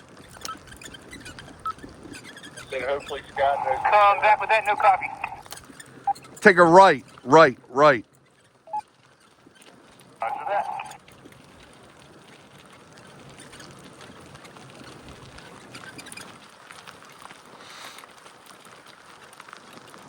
So, folks, 9 3/4 miles. So we're just looking for another quarter mile. I mean, I would go an extra mile, but it's kind of no man's land back here. So nothing too exciting to see. I'm sure once in a while there will be some Civil War monuments, but I think we maxed out our tour on the battlefield there, and it actually worked out perfectly. So.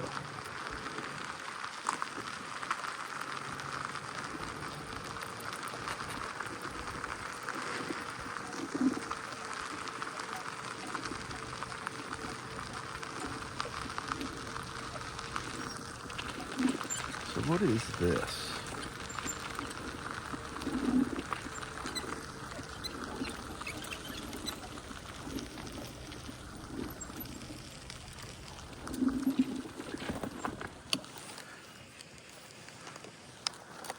Maybe we'll wrap it up here. Just pull me, man. Whatever you want to do. I guess keep going because it's going to be awkward for you to get in and me to get around you. So we'll go a little bit further.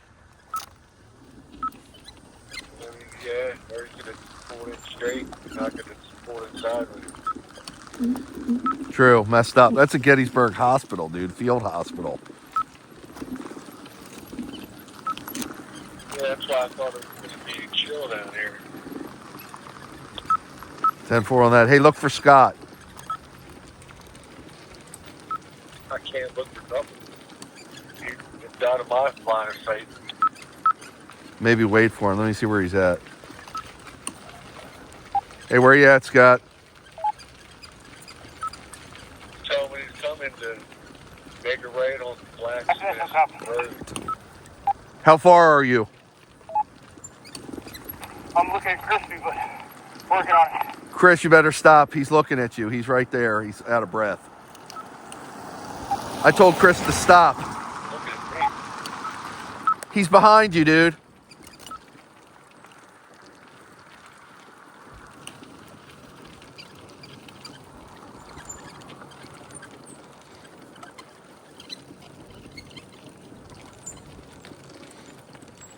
So, folks, the logistics of wolf driving.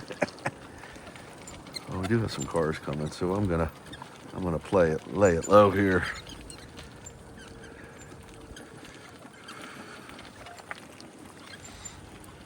Good place to water the dogs and probably wrap it up here, folks. Easy, girls. Oh. So what I'll do is give them some water. I'm going to set both parking brakes because there could be dogs around here and it get the dogs excited.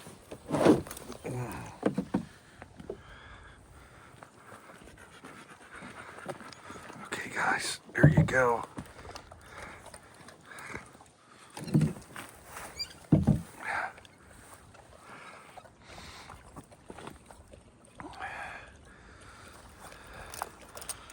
This is like a four-way. I think we should wrap it up. Just trying to figure out how to do it. We can wrap it up here, but I don't know how.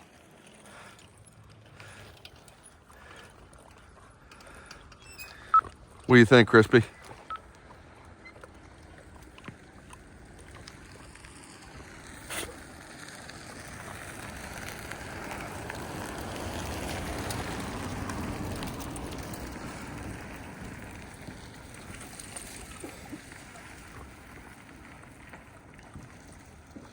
Did you say we're loading up here? I think so, if he can find a place.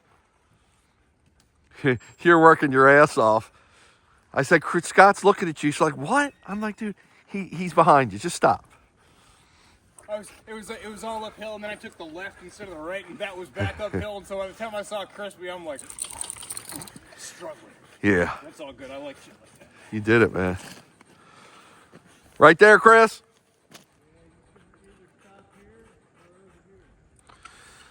What do you think, Scott? If we sort of pull in around where The trailer? Yeah, that's Okay. probably the safest. But let me ride over there first. Grab my water, so. Yeah, gotcha. I don't want you to pull in over there and there'd be a ditch. And Yeah, exactly. You know what we're dealing with.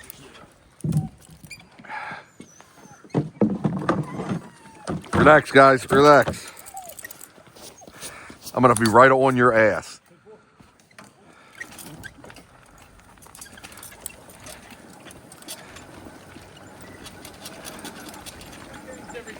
You guys pull in on the inside of the grass right there. He wants us to pull in on the grass. Hey, G. G. Easy, girls. The bumps of the sleeves. Oh.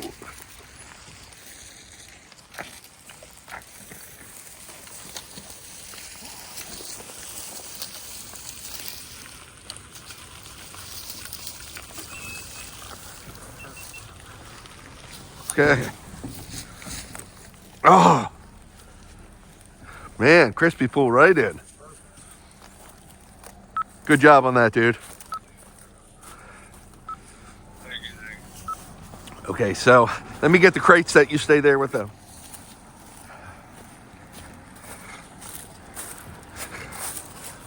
Woo!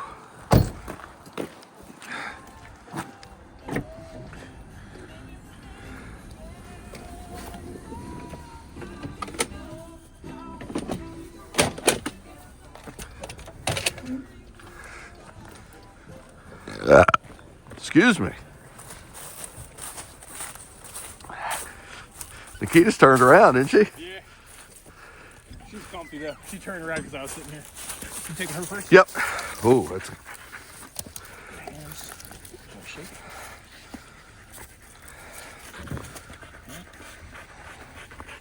Take your time, bud. There's no rush.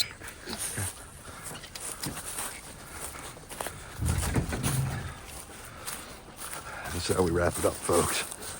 I'm gonna keep camera rolling. She's like, yeah, Daddy. Come here, Nikita. Nikita. Come here, come here. Come here, come here, Nikita. Come on, come on, come on. Nikita, here. She doesn't wanna, I'm just trying to get the, trying to get the harness off her, folks. Whoa. Yeah.